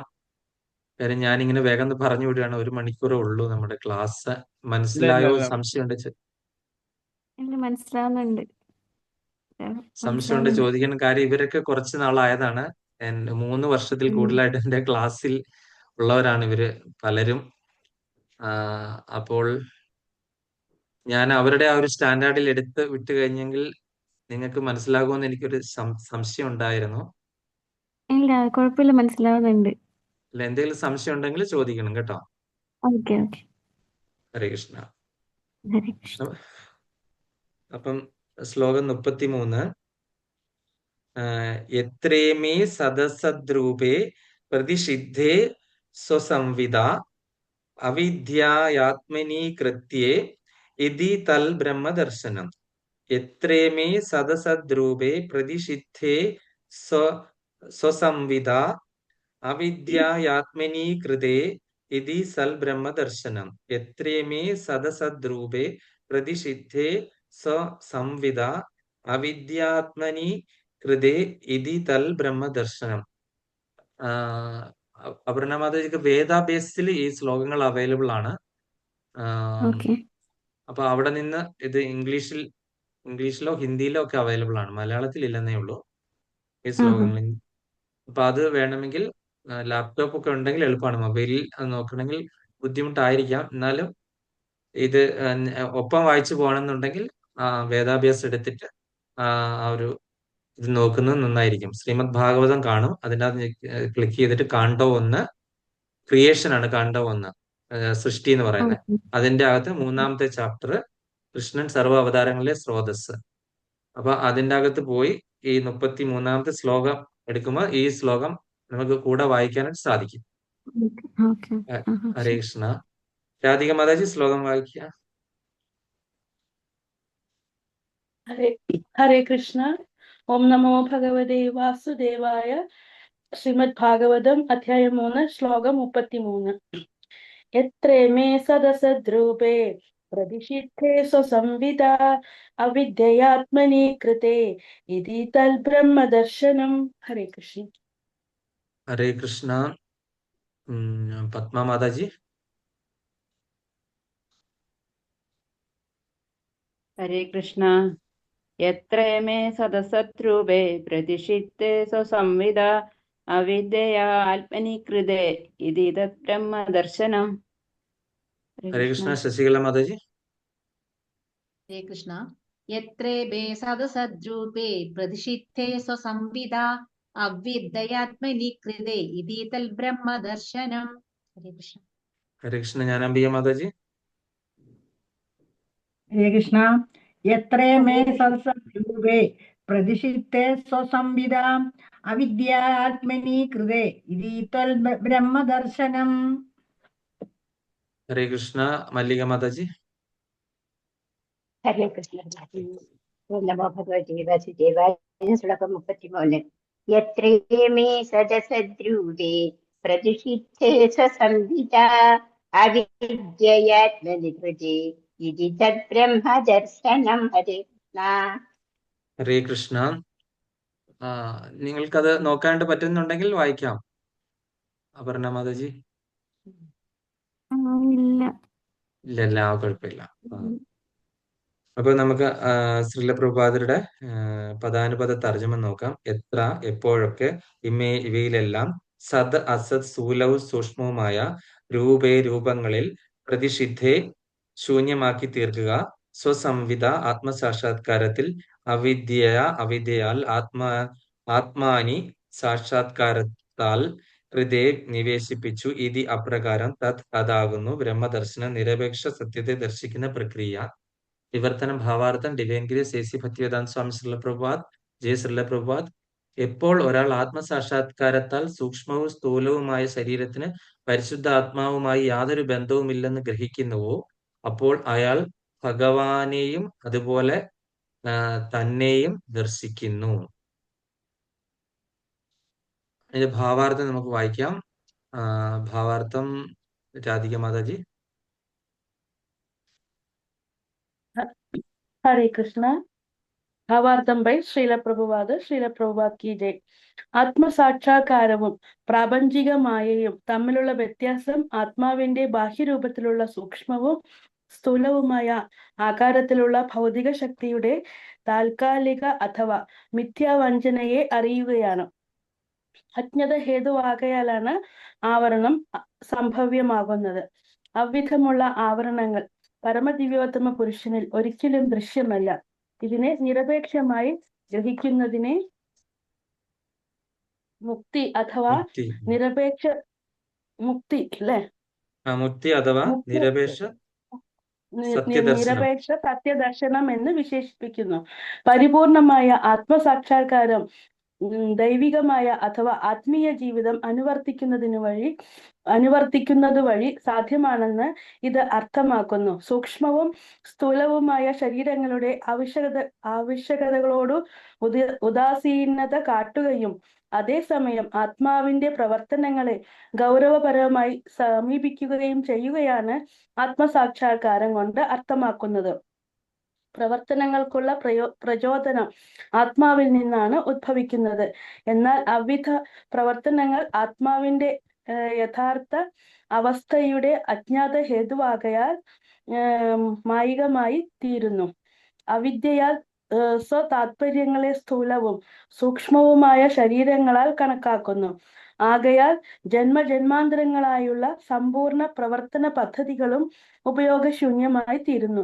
എങ്കിലും എപ്പോൾ ഒരാൾ ഉചിത സംസ്കാരത്തോടെ ആത്മാവിനെ ദർശിക്കുന്നുവോ അപ്പോൾ ആത്മാവിന്റെ പ്രവർത്തനങ്ങൾ ആരംഭിക്കുന്നു. ആകയാൽ ആത്മാവിന്റെ പ്രവർത്തനങ്ങളിൽ വ്യാപൃതനായ ഒരാളെ ജീവൻ മുക്ത അഥവാ ബദ്ധാവസ്ഥയിലും സ്വതന്ത്രനായ വ്യക്തി എന്ന് വിശേഷിപ്പിക്കുന്നു. കൃത്രിമ മാർഗത്തിലൂടെ ആത്മസാക്ഷാത്കാരത്തിന്റെ പരിപൂർണാവസ്ഥ പ്രാപ്തമാക്കുക സാധ്യമല്ല. എന്നാൽ നിത്യ അതീന്ദ്രിയാവസ്ഥയിലുള്ള ഭഗവത് പാദാംബുജങ്ങളെ പ്രാപിക്കുന്നതിലൂടെ അത് അനായാസേന സാധ്യമാകുന്നു. ഭഗവാൻ ഏവരുടെയും ഹൃദയത്തിൽ വസിക്കുന്നുവെന്നും അദ്ദേഹത്തിൽ നിന്നും സർവവിജ്ഞാനവും സ്മൃതിയും വിസ്മൃതിയും സംഭവിക്കുന്നുവെന്നും ഭഗവത്ഗീതയിൽ സ്വയം ഭഗവാൻ ഉദ്ഘോഷിക്കുന്നു. എപ്പോൾ ജീവാത്മാവ് ഭൗതിക ശക്തിയെ ആസ്വദിക്കുവാൻ കാക്ഷിക്കുന്നുവോ അപ്പോൾ ഭഗവാൻ ജീവാത്മാക്കളെ വിസ്മൃതാവസ്ഥ എന്ന ഗൂഢതത്വത്താൽ ആവരണം ചെയ്യുന്നു. അങ്ങനെ ജീവാത്മാക്കൾ സ്ഥൂല ശരീരത്തെയും സൂക്ഷ്മ മനസ്സിനെയും സ്വന്തം ആത്മാവായി തെറ്റായി വ്യാഖ്യാനിക്കുന്നു. എന്നാൽ അതീന്ദ്രിയ വിജ്ഞാന സംസ്കാരത്താൽ എപ്പോൾ ജീവാത്മാക്കൾ വിസ്മൃതാവസ്ഥയുടെ കുരുക്കിൽ നിന്നും മോചിതമാകാൻ ഭഗവാനോട് പ്രാർത്ഥിക്കുന്നുവോ അപ്പോൾ ഭഗവാൻ അദ്ദേഹത്തിന്റെ അഹേതുകമായ കാരുണ്യത്താൽ ജീവാത്മാക്കളുടെ മായാ തിരശീലയെ നീക്കം ചെയ്യുന്നു. അപ്രകാരം അവൻ ആത്മാവിനെ സാക്ഷാത്കരിക്കുന്നു. അനന്തരം അവൻ തന്റെ ശാശ്വതമായ വ്യവസ്ഥാപിത അവസ്ഥയിൽ നിവിഷ്ടനായി സ്വയം ഭഗവത് സേവനത്തിൽ നിരതനായിക്കൊണ്ട് ബദ്ധജീവിതത്തിൽ നിന്ന് സ്വതന്ത്രനായിത്തീരുന്നു. ഇവയെല്ലാം തന്നെ ഭഗവാന്റെ ബാഹ്യശക്തിയാലോ അഥവാ പ്രത്യക്ഷമായ ആന്തരിക ശക്തിയാലോ ഭഗവാനാൽ സ്വയം നിർവഹിക്കപ്പെടുന്നു. ഹരേ കൃഷ്ണ. ഹരിബോൾ. ഇപ്പൊ എല്ലാവരും കേട്ട് കാണാം. ഇതിനകത്ത് തന്നെ എല്ലാം പറഞ്ഞിട്ടുണ്ട്. എന്നിട്ട് തന്നെ കഴിഞ്ഞ ശ്ലോകത്തില് നമ്മൾ ഭാവാർത്ഥത്തിൽ പറഞ്ഞിട്ടുള്ള ഒരു കാര്യം നമ്മൾ വിട്ടുപോയി പറയാനായിട്ട്. നമ്മൾ ഇതെല്ലാം പറഞ്ഞു വന്നപ്പോൾ അതെന്താണെന്ന് വെച്ച് കഴിഞ്ഞാൽ നമ്മളുടെ ശരീരവും നമ്മളുടെ ആത്മാവ് എന്ന് പറഞ്ഞു കഴിഞ്ഞാൽ രണ്ടാണോ ഒന്നാണോ? രണ്ടാണ്. അതുകൊണ്ടല്ലേ നമ്മൾ സാഖ്യം എന്ന് പറഞ്ഞല്ലേ? നമ്മളുടെ ശരീരവും അതുപോലെ നമ്മുടെ ജീവാത്മാവും പരമാത്മാവും രണ്ടാണോ ഒന്നാണോ? ജീവാത്മാവും പരമാത്മാവും വേറെയാണ്. രണ്ടും രണ്ടാണ് അല്ലെ? പരമാത്മാവിന്റെ ചെറിയൊരു അംശമാണ് അംശമാണെന്നേ ഉള്ളൂ. പക്ഷെ രണ്ടും രണ്ടാണ് അല്ലെ? ഇതിനെ ദ്വന്ദ്വങ്ങൾ എന്ന് പറയുന്നത് അല്ലെ? നമ്മൾ ഈ ദ്വന്ദ്വം എന്ന് പറഞ്ഞല്ലേ, അതാണോ ഇതാ ഒന്നായ നിന്നയിക രണ്ടെന്നു കണ്ട് അളവിൽ ഉണ്ടായൊരിണ്ടൽ ബദം ഉണ്ടാവതല്ല മമ പണ്ടേ കണക്ക് വരുവാൻ നിൻ കൃപാവലികൾ ഉണ്ടാകെങ്കലിഹ നാരായണായ നമ. അത് ശരിക്കും രണ്ടും ഒന്നാണെങ്കിൽ പരമാത്മാവ് ചെയ്യുന്ന ഒന്നും ജീവാത്മാവും ചെയ്യാൻ പറ്റൂല. അംശമാണെന്നുള്ളതേ ഉള്ളൂ, വേറെ ഒന്നും ചെയ്യാൻ പറ്റുന്നില്ല. വേറൊന്നും ചെയ്യാൻ പറ്റത്തില്ല. അപ്പം ഈ ഒരു തത്വം നമ്മൾ മനസ്സിലാക്കണം അല്ലെ? നമ്മൾ ആ അദ്വൈത സിദ്ധാന്തക്കാര് പറയുന്ന പോലെ ഒന്നായ നിന്നെ ഇഹ രണ്ടെന്നു കണ്ടു, ജീവാത്മാവെന്നും ഒന്നായിരുന്നു, അതിനെ ജീവാത്മാവെന്നും പരമാത്മാവെന്നും രണ്ടായിട്ട് കണ്ടു, അല്ലെ ശരീരം എന്നും ആത്മാവെന്നും രണ്ടായിട്ട് കണ്ടു. പണ്ടേ കണക്കിന് വരുവാൻ, പണ്ട് ഇതൊന്നായിരുന്നു അല്ലെ? ജീവാത്മാവും പരമാത്മാവും ഒന്നായിരുന്നു എന്ന് നമ്മൾ വിചാരിക്കുമ്പോൾ നമ്മൾ ഒന്നായി എവിടെയായിരുന്നു? സ്വരൂപത്തിൽ അല്ലെങ്കിൽ അംശത്തിൽ ഒന്നായി ഭഗവാന്റെ അടുക്കലായിരുന്നു. ആ രീതിയിലാണ് നമ്മൾ അതിനെ വിവക്ഷിക്കുന്നത്. പക്ഷെ ആ ഒരു അദ്വൈതികളിലേക്ക് പോവുകയാണെന്നുണ്ടെങ്കിൽ അത് അവരെടുത്ത് നമ്മളിത് ഒന്നായിരുന്നു ആ അവസ്ഥയിലേക്ക് എത്താനായിട്ട് എന്ത് ചെയ്യണം? നമ്മൾ മെഡിറ്റേഷൻ ചെയ്തിട്ട് ജീവാത്മാവിനും പരമാത്മാവിനും കൂടി യോഗം ചെയ്യണം. അതിനെയാണ് യോഗ എന്ന് പറഞ്ഞ പ്രക്രിയ ചെയ്യുന്നത് അല്ലെ? യോഗ കൂട്ടിച്ചേർക്കുക.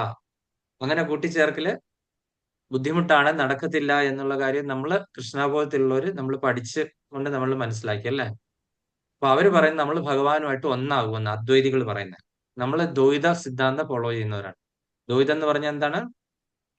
രണ്ട്. നമ്മളുടെ ശരീരവും ആത്മാവും രണ്ടാണ്. അതുപോലെ ജീവാത്മാവും പരമാത്മാവും അതും വ്യത്യസ്തങ്ങളാണ്. പക്ഷെ അപ്പൊ ആ ഒരു കാര്യം മനസ്സിലാക്കി കഴിഞ്ഞപ്പോൾ നമ്മൾ വേറൊരു കാര്യം മനസ്സിലാക്കുന്നു. ഭഗവാന്റെ ശരീരവും ഭഗവാന്റെ ആത്മാവും ഒന്നാണോ രണ്ടാണോ? ഒന്നാണ്. ഒന്നാണ് അല്ലേ? ഒന്നാണ്. അതെ. അപ്പൊ ആ ഒരു കാര്യം അവിടെ പറഞ്ഞിട്ടുണ്ട്. നമ്മളപ്പോ സാധാരണഗതിയിൽ നമ്മളുടെ ശരീരത്തെ കാണുന്ന മാതിരി ഭഗവാന്റെ ശരീരത്തെ നമ്മൾ ആരും കാണരുത്. ഭഗവാന്റെ ശരീരം എന്താണ്? അതീന്ദ്രിയ ശരീരമാണ്. പക്ഷെ ഭഗവാന്റെ നമ്മള് ശരീരം ആത്മീയമാണ്. ആത്മീയമാണ്. ഭഗവാൻ സ്വർഗാരോഹണം ചെയ്തു എന്നാണ് നമ്മൾ എല്ലാരും പറയുന്നത് അല്ലേ? ഹരകൃഷ്ണ സതി മാതാജി സ്വാഗതം. മാതാജി ഇപ്പൊ ഓർത്തെല്ലാം നന്നായി. ഗുരുവായൂരപ്പനെ തൊഴുതോ? നമ്മുടെയൊക്കെ കാര്യം പറഞ്ഞിട്ടുണ്ടല്ലോ അല്ലേ? മേളിൽ നിന്നൊക്കെ ഓരോ സാധനങ്ങൾ പൊട്ടിക്കൊണ്ടിരിക്കുന്നു അവിടെ ഇവിടെയൊക്കെ.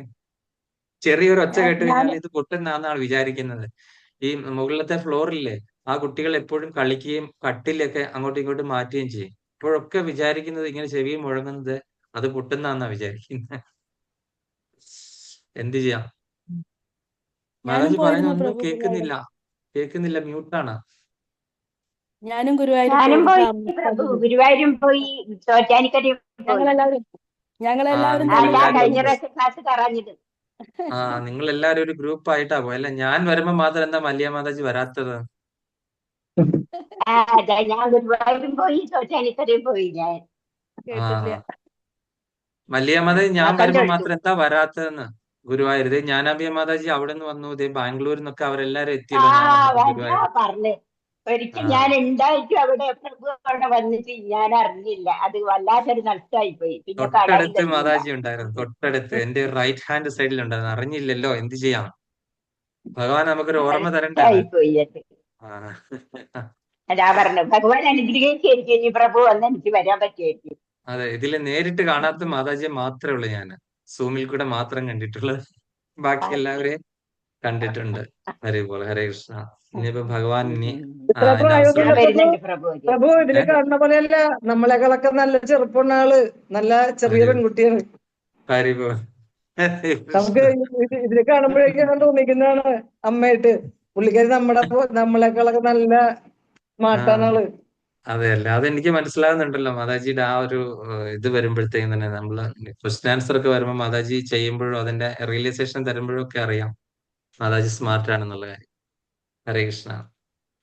അപ്പൊ അങ്ങനെ നമ്മൾ മനസ്സിലാക്കി ഭഗവാന്റെ ശരീരവും അതുപോലെ തന്നെ ഭഗവാന്റെ നമ്മൾ ഭഗവാൻ സ്വർഗാരോഹണം ചെയ്തു എന്ന് കേട്ടിട്ടുണ്ടല്ലേ? പക്ഷെ ഭഗവാൻ സ്വർഗത്തിലേക്കല്ല പോയത്. സ്വർഗം എന്ന് പറയുന്നത് നമ്മളെല്ലാം വിചാരിക്കുന്നത് ഈ മറ്റുള്ള മതക്കാരൊക്കെ പറഞ്ഞ് സ്വർഗത്തെ ഒരു വല്ലാത്ത ഇതാക്കി വെച്ചിട്ടില്ലേ, കൂറികളൊക്കെയുള്ള സ്ഥലം എന്നാണ് നമ്മൾ വിചാരിച്ചിരിക്കുന്നത് അല്ലെ? പോയി കഴിഞ്ഞു കഴിഞ്ഞാൽ മദ്യത്തിന്റെ പുഴ ഒഴുകുന്ന സ്ഥലം. അത് എവിടെയാണ്? ഭൗതിക ലോകത്താണെന്നുള്ള കാര്യം നമ്മൾ മനസ്സിലാക്കുന്നില്ല അല്ലെ? നമ്മളിപ്പോ താമസിക്കുന്ന സ്ഥലം ഏതാണ്? ഭൂർലോകം.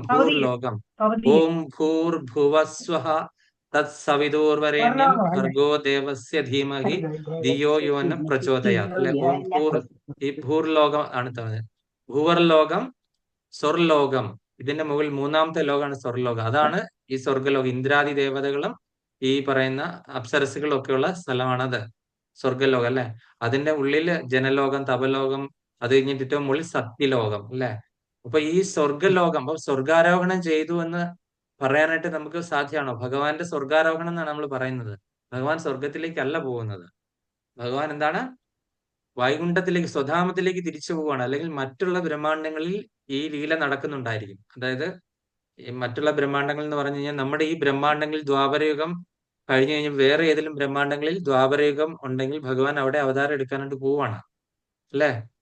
അതുപോലെ ഭഗവാന് മാത്രമേ ഉള്ളൂ ഒരേ സമയത്ത് ഗോലോക വൃന്ദാവനത്തിലും അതുപോലെ തന്നെ മറ്റ് അനേകം വൈകുണ്ഠ ലോകങ്ങളിലും അതുപോലെ തന്നെ പല ബ്രഹ്മാണ്ടങ്ങളിലും ഒരേ രീതിയിൽ ഇരിക്കാൻ, അതുപോലെ എല്ലാ ജീവാത്മാക്കളുടെ ഹൃദയത്തിൽ പരമാത്മാവായിട്ടിരിക്കാനും ഭഗവാൻ മാത്രമേ പറ്റുള്ളൂ അല്ലെ?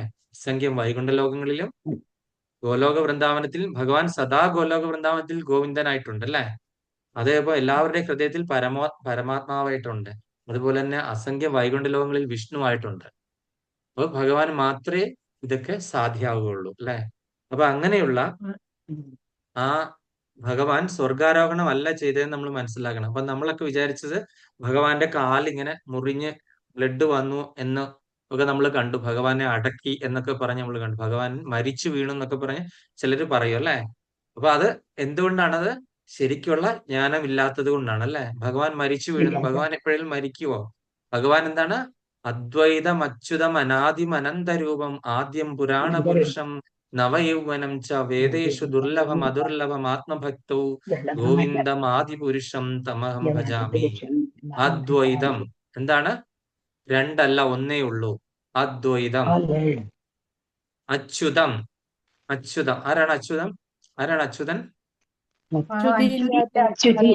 ബുദ്ധിയില്ലാത്തയാള്, ഒരിക്കലും വീഴ്ച പറ്റാത്ത, ഒരിക്കലും തെറ്റ് പറ്റാത്ത ആള്. നമുക്കൊക്കെ എപ്പോഴും തെറ്റുകളെ പറ്റിക്കൊണ്ടിരിക്കുന്നുള്ളൂ. കാണിക്കുന്നൊക്കെ അബദ്ധമാണ് അല്ലെ. ചെന്ന് വിടുന്നതൊക്കെ അബദ്ധങ്ങളിൽ. ഭഗവാൻ ഒരിക്കലും അത് പറ്റത്തില്ല. അപ്പൊ അതുകൊണ്ട് നമ്മളെ തൊട്ടടുത്തിരിക്കുന്ന ഒരാളോട് നമ്മളെ രക്ഷപ്പെടുത്താൻ പറഞ്ഞാൽ അയാൾക്ക് രക്ഷപ്പെടുത്താൻ പറ്റൂ? കാര്യം ഇതേ അബദ്ധത്തിൽ ഇതേ കുഴിയിൽ വീണ് കിടക്കുന്ന ആൾക്ക് എങ്ങനെ നമ്മളെ രക്ഷപ്പെടുത്താൻ പറ്റും? ഒരു ചെളിക്കുണ്ടിൽ കിടക്കുന്ന ഒരാള് ചെളിക്കുണ്ടിൽ കിടക്കുന്ന മറ്റൊരാളെ രക്ഷപ്പെടുത്താൻ പോയി രണ്ടുപേരുടെ മുങ്ങിപ്പോകും അല്ലെ. അപ്പൊ ഇതിന്റെ മുകളിൽ നിൽക്കുന്ന, കരയിൽ നിൽക്കുന്ന ഒരാൾക്ക്, ഒരിക്കലും വീഴ്ച പറ്റാത്ത ഒരാൾക്ക് മാത്രമേ നമ്മളെ രക്ഷപ്പെടുത്താനായിട്ട് സാധിക്കുകയുള്ളൂ. അത് ആരെയാണ്? അച്യുതന് മാത്രമേ ഉള്ളൂ അല്ലേ. അപ്പൊ അച്യുതൻ അങ്ങനെ പിടിച്ചു തരുന്ന ആ കയറ് നമുക്ക് നേരെ ഇട്ട് തരുന്ന ആരാണ്? ഗുരുവാണ് അല്ലെ. ആ ഗുരു ആ കയർ ഇങ്ങനെ ഇട്ട് തരുമ്പോൾ നമ്മൾ എന്ത് ചെയ്യും? നമ്മൾ ആ കയറിൽ പിടിച്ച് നമ്മൾ രക്ഷപ്പെടാനായിട്ട് ശ്രമിക്കുകയാണ് വേണ്ടത്. അദ്വൈതം അച്യുതം അനാദി. അനാദി എന്ന് പറഞ്ഞാൽ എന്താ? ആദിയുമില്ല അന്തവുമില്ല. അനാദി അനന്തരൂപം.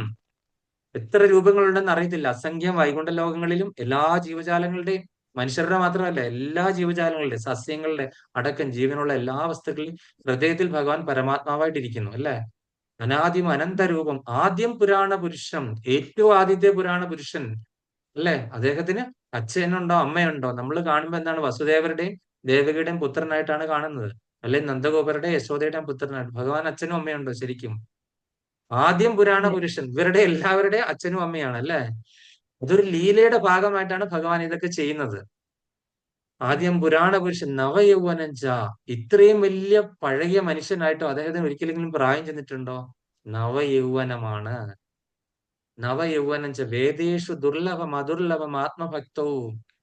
വേദങ്ങളിൽ ഉപനിഷത്തുകളൊക്കെ വർണ്ണിച്ചാലെന്നും അദ്ദേഹത്തെ പറ്റി പറഞ്ഞാൽ തീരത്തില്ല. പക്ഷെ ആത്മഭക്തവും. അപ്പൊ ആത്മഭക്തന് മാത്രമേ ഭഗവാൻ ആരാണെന്ന് മനസ്സിലാവുള്ളൂ.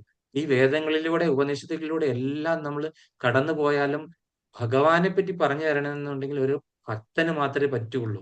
അല്ലെങ്കിൽ ഭക്തിയുള്ള ആൾക്ക് മാത്രമേ ഭഗവാൻ ആരാണെന്ന് മനസ്സിലാവുള്ളൂ. ആത്മഭക്തവും ഗോവിന്ദമാദി പുരുഷം. അങ്ങനെയുള്ള ആദിപുരുഷനായ ഗോവിന്ദനെ ഞാൻ പ്രണമിക്കുന്നു എന്നാണ് പറയുന്നത് അല്ലെ. അപ്പം നമ്മൾ ഈ ശ്ലോകത്തിൽ കണ്ടത്, എപ്പോൾ ഒരാൾ ആത്മസാക്ഷാത്കാരത്തിൽ സൂക്ഷ്മവും സ്ഥൂലമായ ശരീരത്തിന് പരിശുദ്ധ ആത്മാവുമായി യാതൊരു ബന്ധമില്ലെന്ന് ഗ്രഹിക്കുന്നുവോ അപ്പോൾ അയാൾ ഭഗവാനെയും അതുപോലെ തന്നെയും ദർശിക്കുന്നു. അപ്പൊ എല്ലാവരും നമ്മളോട് പറയില്ല, നമ്മൾ നമ്മുടെ ഉള്ളിലേക്ക് നോക്കുക. ഉള്ളിലേക്ക് നോക്കുക എന്ന് പറഞ്ഞാൽ ശ്രീനാരായണ ഗുരു ഏതൊക്കെയോ അമ്പലങ്ങളിലൊക്കെ പോയി നമ്മൾ കണ്ടിട്ടുണ്ട് അല്ലെ. കണ്ണാടി പ്രതിഷ്ഠ, അതൊക്കെ അദ്ദേഹം ശങ്കരാചാര്യരുടെ ഫോളോവർ ആയിരുന്നു, അദ്വൈതിയായിരുന്നു.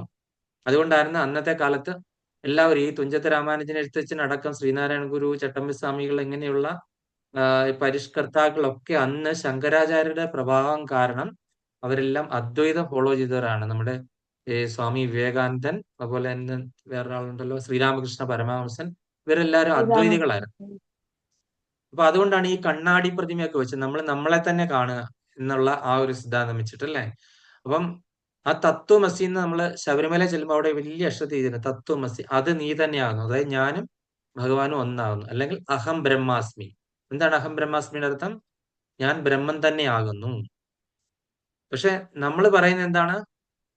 ഞാൻ ബ്രഹ്മത്തിന്റെ അംശമാണ് അല്ലെ. ബ്രഹ്മം എന്ന് പറഞ്ഞാൽ ഭഗവാന്റെ ഒരംശമാണ്, ഭഗവാന്റെ സേവകനാണ് എന്നാണ് നമ്മൾ കൃഷ്ണാബോധത്തിലുള്ള ഒരു കരുതുന്നത്. അവര് നമ്മൾ ഒന്നാണെന്ന് പറയുന്നു. ശങ്കരാചാര്യർ അത് പറഞ്ഞ സാഹചര്യം ഏതാണെന്ന് നമുക്കറിയാം അല്ലെ. അദ്ദേഹം ഒരു നുണ പ്രചരിപ്പിക്കാനായിട്ടാണ് വന്നതെന്ന് നമ്മൾ വിഷ്ണു പുരാണത്തിന്റെ ആ ഒരു പ്രത്യേക ശ്ലോകത്തിൽ മഹാദേവൻ പാർവതിയോട് ഉപദേശിക്കുന്ന ആ ഒരു ശ്ലോകത്തിൽ നിന്ന് കണ്ടു അല്ലെ. അപ്പൊ എന്നിട്ട് അദ്ദേഹം പറഞ്ഞു, ഏകോ ദേവം ദേവകി പുത്രദേവം എന്ന് പറഞ്ഞു. ഏകോ ശാസ്ത്രം ദേവകി പുത്രഗീതം, ഏകോ ദേവം ദേവകി പുത്രദേവം, ഏകോ മന്ത്രം തസ്യ നാമാനിയാനി. കർമാഭ്യേദം കർമാഭേദം തസ്യ ദേവസ്യ സേവ. തസ്യ ദേവസ്യ സേവ. അതായത് ഒരേയൊരു മന്ത്രമേ ശങ്കരാചാര്യർ പറഞ്ഞാണല്ലേ, ഒരേയൊരു ശാസ്ത്രമേ ഉള്ളൂ. ആ ശാസ്ത്രം ഏതാണ്? ഭഗവത്ഗീത. ഒരേയൊരു ശാസ്ത്രം ദേവകി പുത്രനായ ഭഗവാന്റെ ആ ഒരു തിരുവായിൽ നിന്ന് വന്ന ആ ഒരു മധുരവാണിയായിട്ടുള്ള ഭഗവത്ഗീത. ഒരേയൊരു ശാസ്ത്രം.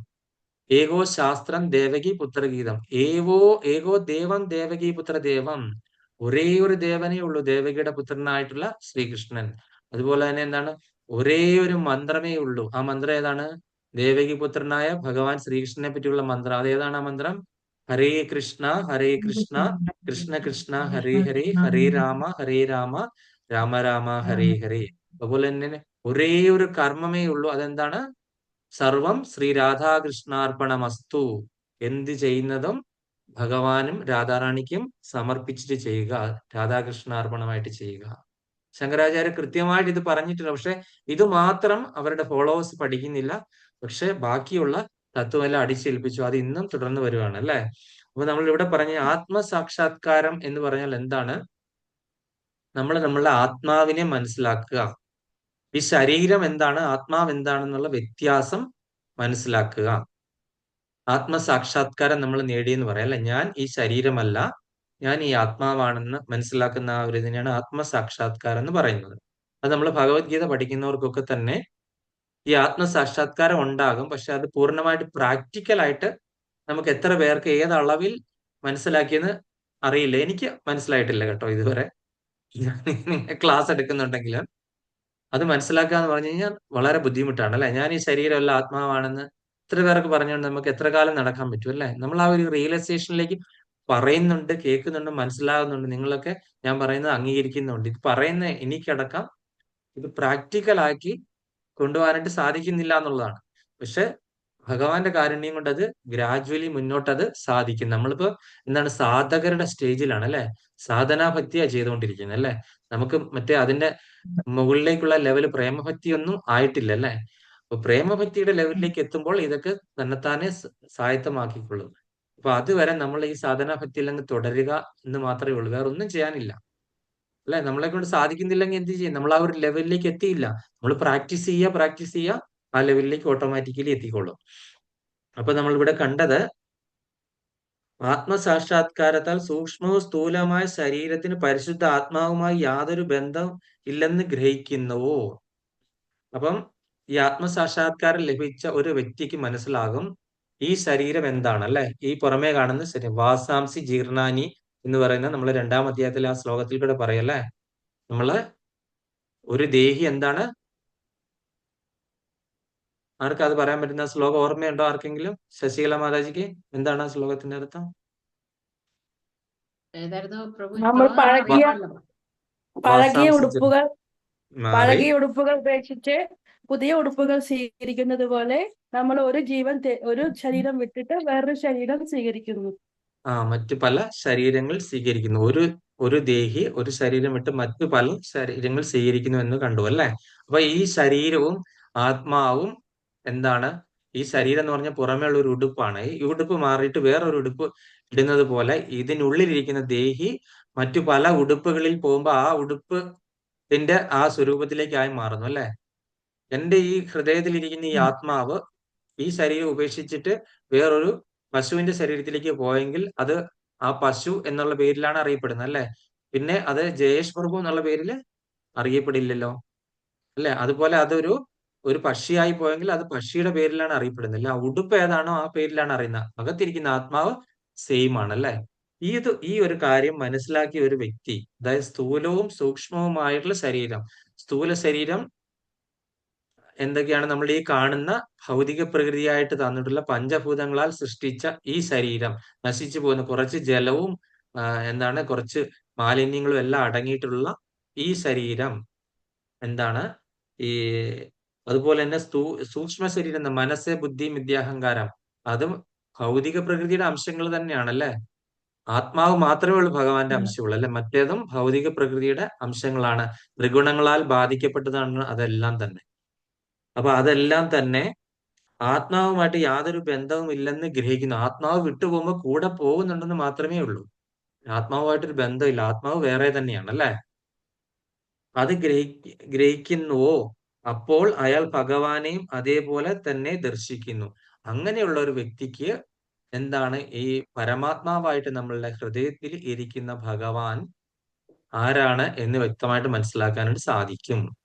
ഭഗവാൻ ഒരു സ്വർണ്ണഖനിയും നമ്മളുടെ ജീവാത്മാവ് 1 ഗ്രാം സ്വർണവുമാണെന്നുള്ള ആ ഒരു രീതിയിലേക്ക് മനസ്സിലാക്കാൻ സാധിക്കും. ഒരു സാധാരണ വ്യക്തിയല്ല ഭഗവാനെന്ന് മനസ്സിലാക്കാൻ സാധിക്കും. നമ്മളൊക്കെ എന്താണ് ചെയ്യുന്നത്? അവജാനന്തി മാമൂടാം മനുഷ്യൻ തനുമാശ്രിതം പരംഭാവമജാനന്ദോ മമ ഭൂത മഹേശ്വര. നമ്മൾ മനസ്സിലാക്കുന്ന എന്താണ്? ഈ ഭഗവാൻ എന്താണ് ഈ ഒരു മനുഷ്യ രൂപത്തിൽ ഇവിടെ അവതരിച്ചപ്പോൾ ഒരു കാലിച്ചക്കനാണെന്ന് വിചാരിച്ചു. ഒരു മനുഷ്യന്റെ ശരീരമായിട്ട് അവജാനന്തി മൂഢരായ അല്ലയോ മനുഷ്യരെ, നിങ്ങളൊക്കെ ഒരേ ഒരു പ്രശ്നം നിങ്ങൾക്കൊക്കെ ബാധിച്ചത് എന്താണ്? ഞാന് എന്താണ് ഒരു സാധാരണ വ്യക്തിയാണെന്ന് നിങ്ങൾ കരുതി, അല്ലെ ഒരു മനുഷ്യനാണെന്ന്, ഒരു കാലിച്ചക്കനാണെന്ന് നിങ്ങൾ വിചാരിച്ചു. പക്ഷെ യഥാർത്ഥത്തിൽ ഞാൻ ആരാണ് എന്ന് എന്റെ പരംഭാവം, എന്റെ സുപ്രീമസി നിങ്ങളത് മനസ്സിലാക്കിയില്ല. എന്റെ പരംഭാവം, എന്റെ സുപ്രീമസി നിങ്ങൾ ഒരിക്കലും മനസ്സിലാക്കില്ല. അതാണ് നിങ്ങളുടെ എല്ലാം അധപ്പതനത്തിന് കാരണം. പരംഭാവം അജാനന്ദോ മമ ഭൂത മഹേശ്വര. ഞാൻ സാധാരണ ഗതിയിലുള്ള ഒരാളല്ല. എല്ലാ ജീവജാലങ്ങളുടെ ഈശ്വരനുമല്ല, ഞാൻ മഹേശ്വരനാണ്. ഈ ഒരു കാര്യം നിങ്ങൾ മനസ്സിലാക്കാത്തതാണ് നിങ്ങളുടെ എല്ലാവരുടെയും പ്രശ്നത്തിന്റെ കാര്യം. അതുകൊണ്ടാണ് നിങ്ങളെ എല്ലാവരെയും മൂഢന്മാരെന്ന് വിളിക്കുന്നത് അല്ലേ. ഭജഗോവിന്ദം ഭജഗോവിന്ദം ഗോവിന്ദം ഭജ മൂഢമതേ. മൂഢമതേ ശങ്കരാചാര്യർ കൃത്യമായിട്ട് പറഞ്ഞിരിക്കുന്നതാണ്. സംപ്രാപ്തേ സന്നിഹിതേ കാലേ നഹി നഹി രക്ഷതി ഡ്രുകിഞ്ച് കരണേ. ഈ ശരീരം വിട്ടിട്ട് ഈ ആത്മാവ് പോകാൻ നേരത്തെ എന്താണ് ഈ ഡ്രുകിഞ്ച് കരണേ എന്നുള്ള മന്ത്രമൊന്നും നിങ്ങളെ ഒരിക്കലും രക്ഷപ്പെടുത്താൻ പോകുന്നില്ല എന്ന് ശങ്കരാചാര്യർ കൃത്യമായിട്ട് പറഞ്ഞിരിക്കുന്നു. ഭജ ഗോവിന്ദം. അല്ലയോ മൂഢരായ വ്യക്തികളെ, നിങ്ങൾ ഗോവിന്ദനെ ഇനിയെങ്കിലും ഭജിക്കൂ എന്നാണ് പറഞ്ഞിരിക്കുന്നത് ശങ്കരാചാര്യർ അല്ലെ. അപ്പൊ അതുകൊണ്ട് ഈ നമ്മളുടെ ശരീരം എന്താണ്, ആത്മാവ് എന്താണ്, സ്ഥൂല ശരീരം എന്താണ്, സൂക്ഷ്മ ശരീരം എന്താണ്, പരമാത്മാവ് എന്താണ്? ഇപ്പൊ 4 കാര്യങ്ങളെ പറ്റി പറഞ്ഞു. ശരീരം, ആത്മാവ്, അതുപോലെ തന്നെ പരമാത്മാവ്, സ്ഥൂല ശരീരം, സൂക്ഷ്മ ശരീരം. 5 കാര്യങ്ങൾ അല്ലേ. അപ്പൊ ഇതിലെ 2 കാര്യങ്ങൾ അങ്ങോട്ടും ഇങ്ങോട്ടും ബന്ധപ്പെട്ട് കിടക്കുകയാണെങ്കിലും പ്രധാനപ്പെട്ടായിട്ട് ഒരു 4 കാര്യങ്ങൾ നമ്മൾ നോക്കിയല്ലേ. അപ്പൊ ഇത് തമ്മില് ഉള്ള ആ വ്യത്യാസം കൃത്യമായിട്ട് മനസ്സിലാക്കാൻ സാധിച്ച വ്യക്തി എന്ത് ഗ്രഹിക്കുന്നു? അയാൾ ഭഗവാനെയും അതുപോലെ തന്നെയും ദർശിക്കുന്നു. ഭഗവാനെ, അത് പരമാത്മാവ് ആരാണെന്ന് മനസ്സിലാക്കുകയും അങ്ങനെ അതുപോലെ തന്നെ ഞാൻ ആരാണെന്ന് മനസ്സിലാക്കുകയും ഞാനും ഭഗവാനും തമ്മിലുള്ള ബന്ധം എന്താണെന്ന് ഗ്രഹിക്കുകയും ചെയ്യുന്നു. അപ്പൊ അതിന് 3 റിയലൈസേഷൻ പറയുന്നുണ്ട്. ആ 3 റിയലൈസേഷൻ ആർക്കാ പറയാൻ പറ്റുന്നത്? ഞാൻ ആരോട് ചോദിക്കാം? സതി മാതാജി ഇടയ്ക്കിടയ്ക്ക് വിട്ടുപോകാനുള്ള. സതി മാതാജിക്ക് 3 തരത്തിലുള്ള റിയലൈസേഷൻ ഒന്ന് പറയാമോ? ഹരേ കൃഷ്ണ മാതാജി. മാതാജി പോയി. അടുത്ത ആർക്കാണ്? രാധിക മാതാജി. ബ്രഹ്മം, പരമാത്മാവ്, ഭഗവാൻ.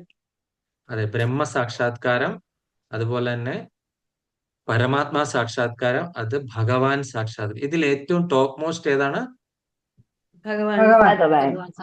ഭഗവാൻ സാക്ഷാത്കാരം അല്ലെ. അപ്പൊ ഇതിലെ ഓരോ സാക്ഷാത്കാരം എന്താണെന്ന് നോക്കാം. അതായത് ജ്ഞാനികൾ എന്താണ് വിചാരിക്കുന്നത്? ജ്ഞാനത്തിന്റെ ലെവലിൽ കൂടെ പോയി കഴിയുമ്പോഴത്തേക്കിന് അവര് എന്ത് ചെയ്യും? ഈ ശരീരത്തിന്റെ ലെവലിൽ ഇരുന്ന് ചിന്തിച്ചിട്ട് കാര്യങ്ങൾ ചെയ്യുമ്പോൾ, അല്ലെങ്കിൽ കൂടി വന്നാൽ ആത്മാവിന്റെ പ്ലാറ്റ്ഫോമിൽ വരെ അവരെത്തിക്കഴിഞ്ഞെങ്കിൽ അവര് ഇവിടുന്ന് വിട്ടുപോകുമ്പോൾ, ഈ ശരീരം വിട്ടിട്ട് ആത്മാവ് പോകുന്നത് എവിടെയായിരിക്കും പോകുന്നത്? എവിടെയാണ്? ഭഗവാന്റെ രൂപമില്ലാത്ത ആ ഒരു അവസ്ഥ. ഭഗവാന്റെ രൂപമില്ലാത്ത അവസ്ഥ ഏതാണ്? ഭഗവാന്റെ നമ്മൾ ഫോട്ടോയിലൊക്കെ കാണുന്ന ഈ ചുറ്റുപാട് ചുറ്റും കാണുന്ന ഈ പ്രകാശ വലയുണ്ട്, അതിനെ പറയുന്ന ബ്രഹ്മജ്യോതി, അല്ലെങ്കിൽ അവ്യക്തിഗത ബ്രഹ്മം, അല്ലെങ്കിൽ നിർഗുണ പരബ്രഹ്മം എന്നൊക്കെ പറയുന്ന ആ ഒരു ബ്രഹ്മജ്യോതിസിൽ ചെന്ന് ലയിക്കുന്നു. ആ ബ്രഹ്മജ്യോതിസിൽ ചെന്ന് ലയിച്ചു കഴിഞ്ഞാൽ ഉള്ള അവസ്ഥ എന്താണ്? അവിടെ ഒരിക്കലും ഒരു ആസ്വാദനം ഉണ്ടാവില്ല. ജീവാത്മാവിന്റെ സ്വരൂപം എന്താണ്? ഭഗവാന് എപ്പോഴും ആസ്വാദനം ഉള്ളത് കൊണ്ട് ഭഗവാൻ ഭോക്താവാണ് അല്ലെ. ഭോക്താരാം യജ്ഞതപസാം സർവലോക മഹേശ്വരം. അപ്പം ഭഗവാൻ എല്ലാത്തിന്റെയും ഭോക്താവാണ്, എൻജോയർ ആയത് കൊണ്ട് ഭഗവാന്റെ അതേ ക്വാളിറ്റി, ഭഗവാന്റെ സ്വഭാവങ്ങളൊക്കെ തന്നെ നമുക്കും ഉണ്ടല്ലേ. ഭഗവാന്റെ അതേ സ്വഭാവം ചെറിയൊരു അംശത്തിലാണെങ്കിൽ നമുക്കും ഉണ്ടല്ലേ. അപ്പൊ അതുകൊണ്ട് നമുക്ക് ആ നിർജീവ അവസ്ഥയിൽ ഇരിക്കാൻ പറ്റുമോ? നമ്മുടെ ആത്മാവ് അവിടെ പോയി ലയിച്ചു. അപ്പൊ ആത്മാവിന് അവിടെ ശ്വാസം മുട്ടിട്ട് ഇരിക്കാൻ പറ്റാത്തൊരവസ്ഥ വരും അല്ലെ. ഒരു തിക്കുമുട്ടില് സായൂജ്യമുക്തി എന്ന് പറയുന്നത്, സായൂജ്യമുക്തി. അപ്പൊ ഭഗവാന്റെ ഈ സായൂജ്യമുക്തിയിൽ അല്ലെങ്കിൽ ബ്രഹ്മജ്യോതിസിൽ പോയവര് എപ്പോൾ അവർക്ക് ആസ്വദിക്കണം എന്ന് തോന്നുമ്പോൾ അവർ വീണ്ടും ഭൗതിക ലോകത്തിലേക്ക് വന്നിട്ട് ഒരു ഏതെങ്കിലും ഒരു ശരീരത്തിലേക്ക് വന്ന് കയറുന്നു ആത്മാവ്, അല്ലെങ്കിൽ ആസ്വദിക്കാൻ വീണ്ടും വേണ്ടിയിട്ടൊരു ശരീരം അവന് കിട്ടുന്നു. അടുത്ത ആൾക്കാരെന്താണ്? യോഗികള്. യോഗികൾ എന്ത് ചെയ്യുന്നു? ഈ ഈ ജീവാത്മാവിനും പരമാത്മാവിനെയും കൂടി അവര് എന്ത് ചെയ്യുന്നു? ഒന്നിപ്പിക്കാനായിട്ട് ശ്രമിക്കുന്നു, അല്ലെ? യോഗം ചെയ്യുക എന്ന് പറയുന്നു, അല്ലെ? ആ യോഗം ചെയ്തിട്ട് എന്താണ്? മൂലാധാരത്തിൽ നിന്ന് സ്വാധിഷ്ഠാനം, മണിപൂരകം, ആജ്ഞ, വിശുദ്ധി, അങ്ങനെ സഹസ്രാരതല പത്മത്തിൽ എത്തിയിട്ട് ഉയർത്തി അവിടെ ചെന്നിട്ട് യോഗി അവിടെ വെച്ചിട്ട് പരമാത്മാവിനെ സ്വന്തം സ്വരൂപത്തിൽ കാണാൻ സാധിക്കുവാണെന്നുണ്ടെങ്കിൽ അവര് എന്താണ്? 4 കൈകളുള്ള നാരായണ രൂപത്തിൽ കാണാൻ പറ്റുവാണെങ്കിൽ ചതുർഭുജ നാരായണൻ ഉള്ള സ്ഥലത്ത് അവർ പോകുന്നു. വൈകുണ്ഠ ലോകങ്ങളിൽ എവിടെ വേണേലും ആ യോഗിക്ക് പോകാനായിട്ട് പറ്റും, വൈകുണ്ഠ ലോകങ്ങളിൽ. അതിനുശേഷം നമ്മള് എന്ത് ചെയ്യുന്നു? ഇതിലും വലിയ ടോപ്പ് മോസ്റ്റ് റിയലൈസേഷൻ എന്താണ്? ഭഗവാൻ റിയലൈസേഷൻ. നമ്മൾ ഭഗവാനെ അന്ധകാലേച്ച മാമേച്ച സ്മരൻ മുക്ത കളേവരം, നമ്മൾ ഭഗവാനെ അവസാന സമയത്ത് നമ്മൾ ഭഗവാന്റെ ദ്വിഭുജ മുരളീധര ത്രിഭംഗ ശ്യാമസുന്ദര രൂപത്തിൽ നമ്മൾ ഭജിച്ച് ആ അവസാനം നമ്മുടെ ശരീരം വിട്ടുപോകുന്ന സമയത്ത് നമ്മൾ ഭഗവാന്റെ ഈ രൂപത്തിൽ കാണാനായിട്ട് സാധിക്കുവാണെന്നുണ്ടെങ്കിൽ, നല്ല ദ്വിഭുജ ശ്യാമസുന്ദര മുരളീധര ത്രിഭംഗ 3 വളവുള്ള ഓടക്കുഴലിൽ പിടിച്ച ആ പുല്ലാങ്കുഴലിൽ പിടിച്ച് ആ മുരളീധര രൂപത്തിൽ, അതായത് നല്ല കാർമേഘ വർണ്ണനായിട്ടുള്ള ആ രൂപത്തിൽ കാണാനായിട്ട് സാധിക്കുകയാണെന്നുണ്ടെങ്കിൽ നമ്മൾ ഭഗവാന്റെ ലോകത്തിൽ, നിങ്ങൾ എന്റെ ലോകത്തിൽ എന്റെ കൂടെ ജീവിക്കുമെന്നാണ് ഭഗവാൻ പറയുന്നത്. അന്ധകാലേച്ച മാമേച്ച സ്മരൻ മുക്ത കളേവരം എന്ന് പറഞ്ഞ ആ ശ്ലോകത്തിൽ കൃത്യമായിട്ട് പറഞ്ഞിട്ടുണ്ട്. 8:5 8-ാമത്തെ അധ്യായത്തിലെ 5-ാമത്തെ ശ്ലോകത്തിൽ, അല്ലെ? അല്ലാത്തവർ എവിടെ പോകുന്നു? യം യം യാപി സ്മരൻ ഭാവം ത്യജന്ത്യത്തെ കളേവരം തം തമേവൈതി കൗന്ദയ തഥാ തത്ഭാവ ഭാവിത എന്ന് പറഞ്ഞിട്ടുണ്ട്, അല്ലെ? ആര് അവസാന സമയത്ത് എന്തിനെപ്പറ്റി വിചാരിക്കുന്നോ അവർ ആ ഭാവത്തിലേക്ക് മാറുന്നു. നമ്മൾ അവസാന കാലത്ത് എന്താണ് നമ്മളുടെ ഈ ജീവൻ വിട്ടുപോകാൻ നേരത്ത് നമ്മളുടെ ഉള്ളിലുള്ള ആഗ്രഹം? ഒരുപാട് പണം സമ്പാദിക്കാനാണ് ഒരു പിശുക്കന്റെ വീട്ടിൽ പോയി പിറക്കുന്നു, ഒരു ബാങ്കറിന്റെ വീട്ടിൽ പോയി പിറക്കുന്നു. അതുപോലെ തന്നെ ഒരുപാട് മാംസാഹാരം ഭക്ഷിക്കാനാണ് ആ സമയത്ത് ആഗ്രഹം നമ്മുടെ മനസ്സിൽ തോന്നിയെങ്കിൽ മാംസാഹാരം ഭക്ഷിക്കാനായിട്ടുള്ള ഒരു ജീവിയുടെ ശരീരത്തിൽ, ഒരു മൃഗശരീരമായിട്ട് പോയി ജനിക്കുന്നു. അപ്പൊ നമ്മളുടെ ആഗ്രഹം എന്താണോ ആ ഇച്ഛ ഭഗവാൻ സാധിച്ചു തരും.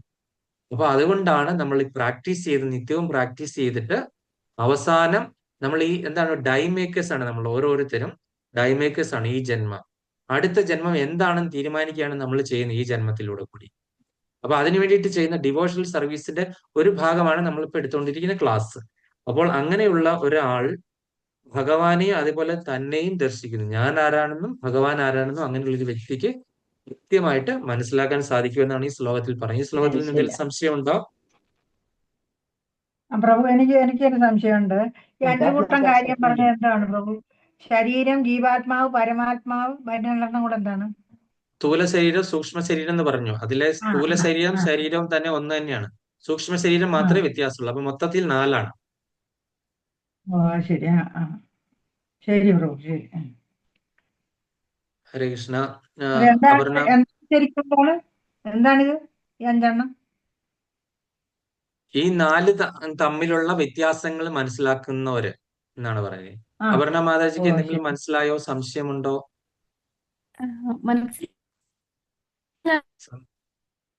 സംശയം ചോദിക്കാറായിട്ടായില്ലായിരിക്കും, അല്ലെ?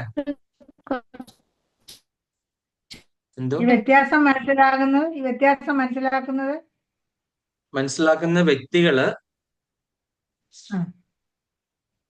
ഭഗവാനെ അതുപോലെ നമ്മളെ തന്നെ ദർശിക്കുന്നു എന്നാണ് ഈ ശ്ലോകത്തിൽ പറഞ്ഞിട്ടുള്ളത്. അവരെയാണ് ആത്മസാക്ഷാത്കാരം കിട്ടിയവരെന്ന് പറയുന്നത്.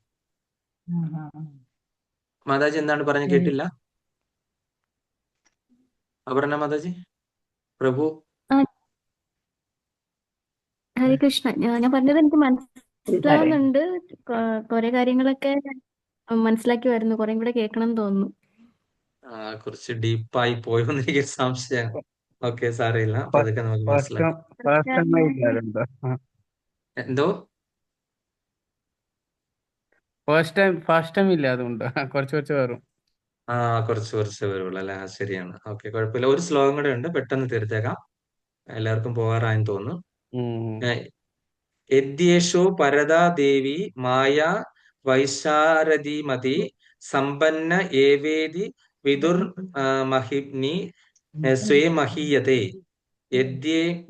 യദ്യേഷോ പരദാ ദേവി മായാ വൈശാരദീമതി സമ്പന്ന ഏവേതി വിദുർമഹ്നി സ്വേ മഹീയതേ. ഹരേ കൃഷ്ണ. ഞാൻ അംബിക മാതാജി. ഹരേ കൃഷ്ണ. ഹരേ കൃഷ്ണ യദ്യേഷോ പ്രഭു. പരദാ ദേവി യദ്യേഷോ പരദാ ദേവി മായാ വൈശാരദീ മതിഃ സമ്പന്ന ഏവേതി സമ്പന്ന ഏവേതി വിദുർ മഹിമ്നി സ്വേ മഹീയതേ. ഹരേ കൃഷ്ണ. മല്ലിക മാതാജി. ഹരേ കൃഷ്ണ പ്രഭു. ശ്ലോകം 34. യജ്ഞേഷോ പരദാ ദേവി മായാ വൈശാരദീ മതി സമ്പന്നയേവേതി വിദുർമഹീയതേ.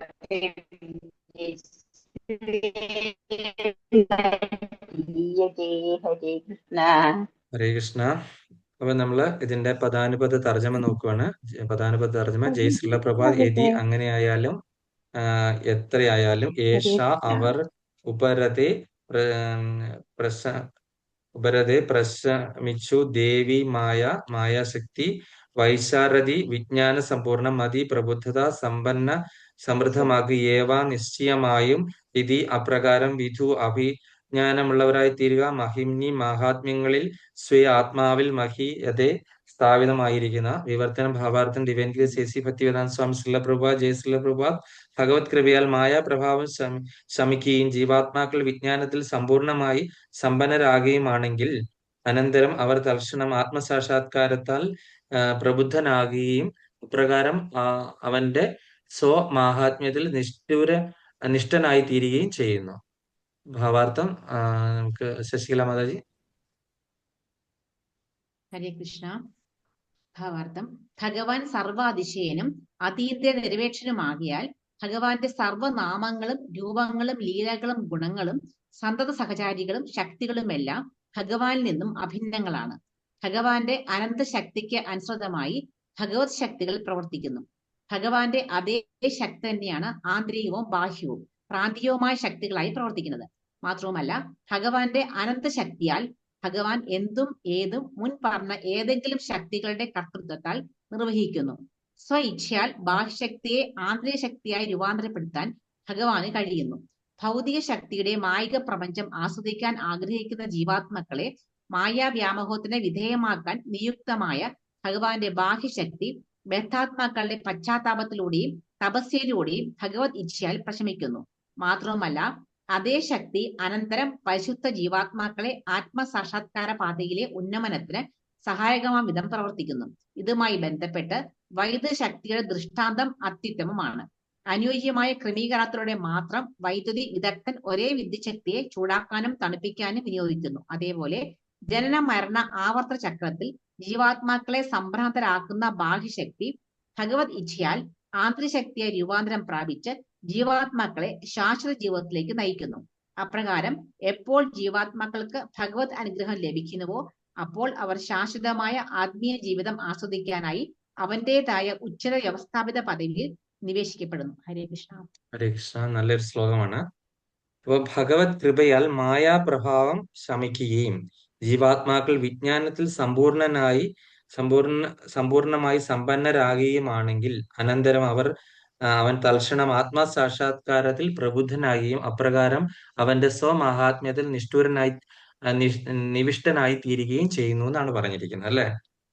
അപ്പൊ നമുക്ക് അറിയാം, നമുക്ക് പ്രധാനമായിട്ടും ഭഗവാന് ഒരുപാട് അനന്ത ശക്തികളുള്ളതിൽ 3 ശക്തികളുണ്ട് പ്രധാനമായിട്ടും. അത് മല്ലിക മാതാജി എന്ന് പറയാമോ ആ 3 ശക്തികൾ ഏതൊക്കെയാണെന്ന്? മല്ലിക മാതാജി കേൾക്കുന്നുണ്ടോ?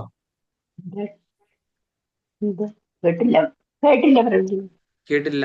ഭഗവാന് പ്രധാനമായിട്ടുള്ള 3 ശക്തികൾ ഏതൊക്കെയാണ്? ഭഗവാന്റെ അന്തരംഗ ശക്തി, ബഹിരംഗ ശക്തി, തടസ്സ ശക്തി. തടസ്സ ശക്തി. അപ്പൊ ഭഗവാന് അസംഖ്യം ഉള്ളതിൽ പ്രധാനമായിട്ടുള്ള 3 ശക്തികളാണ് അന്തരംഗ ശക്തി, ബഹിരംഗ ശക്തി, തടസ്സ ശക്തി, അല്ലെ?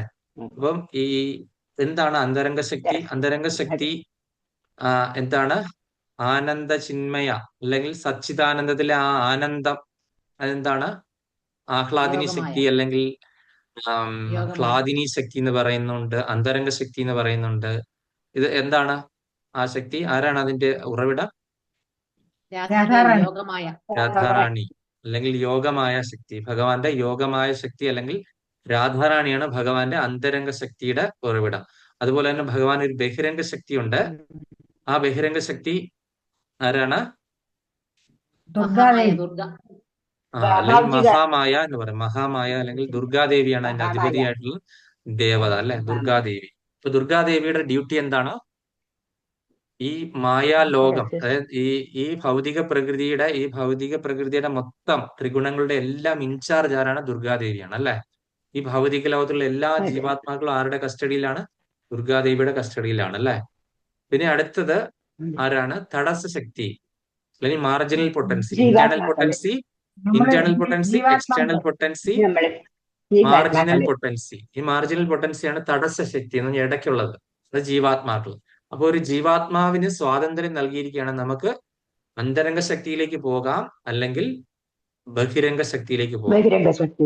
Either you can go to the internal potency or you can come down to the external potency. അപ്പൊ ആ ഒരു തീരുമാനം നമ്മളുടെ അടുക്കലാണ് അല്ലെ. നമുക്ക് ആ ഒരു സ്വാതന്ത്ര്യത്തോടു കൂടി നമ്മളെ വിട്ടിരിക്കുകയാണ് അല്ലെ. നമ്മൾ അന്തരംഗ ശക്തിയാൽ പ്രേരിതരായിട്ട് നമുക്ക് ഭഗവാന്റെ അടുത്തേക്ക് എത്തിച്ചേരാം. അല്ല എങ്കിൽ നമുക്ക് എന്താണ് ബാഹ്യശക്തിയാൽ. അപ്പൊ നമുക്കറിയാം ഭഗവാൻ ഒരു സൂര്യഗോളം, ഞാൻ ആ ഒരു എക്സാമ്പിൾ പറഞ്ഞിട്ടുണ്ട്. ഈ എക്സാമ്പിൾ 2 ആപ്ലിക്കേഷനിൽ ഉപയോഗിക്കുന്നതാണ്. അപ്പൊ നമുക്ക് ഇങ്ങനെ മനസ്സിലാക്കാം. ഭഗവാൻ എന്ന് പറഞ്ഞ ഒരു സൂര്യഗോളമാണെന്ന് വിചാരിക്കുക. ഒരു എക്സാമ്പിൾ ആണ് ഭഗവാൻ സൂര്യഗോളം അല്ലെ. നമുക്ക് ഭഗവാനിലേക്ക് എത്തിച്ചേരാൻ പറ്റുമോ? കാര്യം എന്തുമാത്രം ചൂടാണ്, പ്രകാശമാണ്. എത്രയോ കിലോമീറ്റർ, കോടിക്കണക്കിന് കിലോമീറ്റർ ദൂരെയാണ് നിൽക്കുന്നത് അല്ലെ സൂര്യൻ. പക്ഷെ ആ സൂര്യനെ നമ്മൾ കാണുന്ന എന്താണ്? കൺകണ്ട ദൈവ അമ്മയാണെന്നൊക്കെ പറയുന്ന പോലെ നമ്മൾ കാണുന്ന എന്തിനെയാണ്? അതിന്റെ പ്രകാശത്തെയും ചൂടിനെയാണ് അല്ലെ. എല്ലാ ജീവജാലങ്ങൾക്കും പ്രകാശം ഏകുന്നത് എന്താണ്? ഈ അന്ധകാരം എന്ന് പറഞ്ഞ ഒരു തമോ ഗുണം അല്ലെ. അന്ധകാരത്തിനെ മാറ്റി പ്രകാശം എന്ന് പറയുന്ന ഒരു സംഭവം തരുന്നത് ആ സൂര്യപ്രകാശമാണ്. ആ സൂര്യപ്രകാശം ഇല്ലെങ്കിൽ സസ്യങ്ങളൊന്നും പാചകം ചെയ്യില്ല അല്ലെ. അപ്പൊ ഈ സൂര്യപ്രകാശം എത്ര മലിനമായ സ്ഥലത്ത് പോയി കഴിഞ്ഞാൽ അതിനെ ശുദ്ധമാക്കുന്നു അല്ലെ. എത്ര അഴുകി കിടന്ന സ്ഥലമാണെങ്കിലും ആ സൂര്യപ്രകാശം വന്ന് പതിച്ച് അതിന്റെ ചൂട് കൊണ്ട്, അതാണ് രാധാറാണി എന്ന് പറയുന്ന ആ സൂര്യപ്രകാശമാണെന്ന് വിചാരിക്കുക അല്ലെ. അപ്പൊ ആ രാധാറാണിയിൽ നമ്മൾ പിടിച്ചു കഴിഞ്ഞെങ്കിൽ ആ സൂര്യപ്രകാശത്തിൽ തൊട്ട് കഴിഞ്ഞാൽ ആ സൂര്യപ്രകാശം എങ്ങോട്ടാണ് കണക്റ്റഡ്? സൂര്യഗോളത്തിലേക്ക് കണക്റ്റഡ് ആണല്ലോ അല്ലെ. അപ്പൊ നമ്മൾ ഭഗവാനിലേക്ക് കണക്റ്റഡ് ആയി എന്നാണ് ഇതിനർത്ഥം അല്ലെ. അപ്പൊ രാധാറാണിയിൽ സറണ്ടർ ചെയ്യുവാണെന്നുണ്ടെങ്കിൽ നമ്മൾ നേരെ ഭഗവാനിൽ എത്തിയതുപോലെയായി.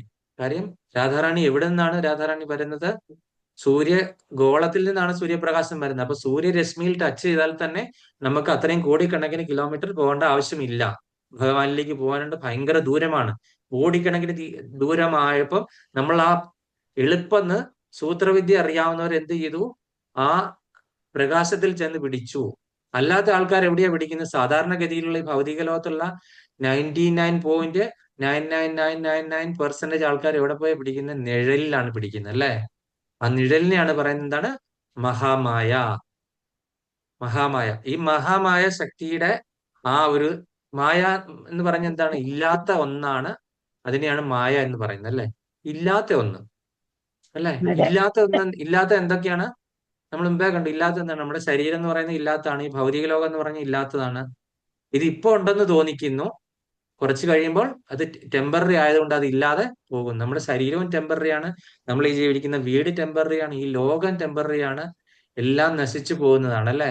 നശിച്ചു പോകാത്ത സാധനങ്ങൾ എന്തൊക്കെയാണ്? നമ്മളുടെ ഈ ഉള്ളിലിരിക്കുന്ന ആത്മാവും പരമാത്മാവും ഭഗവാനുമാണ് നശിച്ചു പോകാത്ത സംഭവങ്ങൾ. ബാക്കി എല്ലാം നശിച്ചു പോകുന്ന സംഭവങ്ങളാണ്. അപ്പൊ നമ്മൾക്ക് ഇതെല്ലാം ഉണ്ടെന്നുള്ള തോന്നൽ നോക്കി താൽക്കാലികമായിട്ട് നമ്മളെ എന്താണ് ഇവിടെ പിടിച്ചു നിർത്തിയിരിക്കുന്ന? മഹാമായ. അതായത് പ്രകൃതി ശക്തികളുടെയൊക്കെ അധിപതിയാണ് മഹാമായ, അല്ലെങ്കിൽ ദുർഗാദേവിയാണ് അതിന്റെ ആ ഒരാള്. മഹാമായ എന്ന് പറയുന്ന ശക്തി. ഈ മഹാമായ ശക്തി എന്ത് ചെയ്യുന്നു? നമുക്ക് പരീക്ഷണങ്ങൾ തന്നുകൊണ്ടിരിക്കുന്നു അല്ലെ. ഒരിക്കലും നമുക്ക് ഈ മഹാമായ ശക്തി എന്ത് ചെയ്യും? നമ്മളെ ആ പ്രകാശത്തിന്റെ അടുത്തേക്ക് വിടാനായിട്ട് നമ്മളെ അനുവദിക്കില്ല. ഈ നിഴലിൽ തന്നെ കുടുങ്ങിയിരിക്കാനായിട്ട് നമുക്ക് വേണ്ടിയിട്ട് ഒരുപാട് അട്രാക്ഷനുള്ള സാധനങ്ങളൊക്കെ തരുന്നു അല്ലെ. നമ്മൾ അതിൽ കണ്ട് മോഹിതരായിട്ട് ഈയാമ്പാറ്റ പ്രകാശത്തെ കണ്ട് മോഹിതരാകുന്ന പോലെ മഹാമായ കാണിക്കുന്ന ഓരോ കോപ്രായങ്ങളും കണ്ടിട്ട് നമ്മൾ മോഹിച്ച് മഹാമായയുടെ അടിമയായിട്ട് നമ്മൾ ഇങ്ങനെ അങ്ങ് വർഷങ്ങളോളം കഴിഞ്ഞു വരിക. അപ്പോഴൊക്കെ ഈ പ്രകാശം കാണിച്ചു തരാൻ വേണ്ടിയിട്ട് ആചാര്യന്മാരോ ഇപ്പൊ യോഗമായായിട്ടുള്ള നമ്മുടെ അമ്മ നമുക്ക് തീർച്ചയായിട്ടും നമ്മളോട് തിരിച്ചു ചെല്ലാൻ ആഗ്രഹമുള്ളത് കൊണ്ട് നമ്മൾക്ക് ഇടയ്ക്കിടയ്ക്ക് ഓരോ ആചാര്യന്മാരെ സത്സംഗമോ അല്ലെ ഒരു വാട്സപ്പ് സന്ദേശമോ അങ്ങനെ എന്തെങ്കിലും ആയിട്ട് പ്രഭു നല്ല കാര്യങ്ങളൊക്കെ പ്രഭു ഞാൻ ഇറങ്ങിക്കോട്ടെ, കാരണം ഞാൻ പിന്നെ ആ കേട്ടോളാം. ഇതിന്റെ ബാക്കി ഞാൻ റെക്കോർഡ് ചെയ്ത് കേട്ടോളാം. ഹരേ കൃഷ്ണ. ഹരിപോൾ ഹരിപോൾ. അപ്പൊ ഇങ്ങനെ നമുക്ക് അവസരങ്ങൾ നൽകുന്നുവെങ്കിലും നമ്മൾ തിരിഞ്ഞു പോകാൻ തയ്യാറല്ല. തിരിച്ച് നമ്മൾ സ്വന്തം അസ്തിത്വം എന്താണ്, സ്വരൂപം എന്താണെന്ന് മനസ്സിലാക്കാതെ നമ്മൾ എന്താണ് ഈ പ്രകാശത്തിലേക്ക് പോകുന്നില്ല. നിഴലിനെ വീണ്ടും വീണ്ടും ശരണം പ്രാപിച്ചുകൊണ്ടിരിക്കുന്നു. അപ്പൊ അതാണ് നമുക്കുണ്ടാകുന്ന പ്രശ്നങ്ങളുടെ എല്ലാം കാരണം.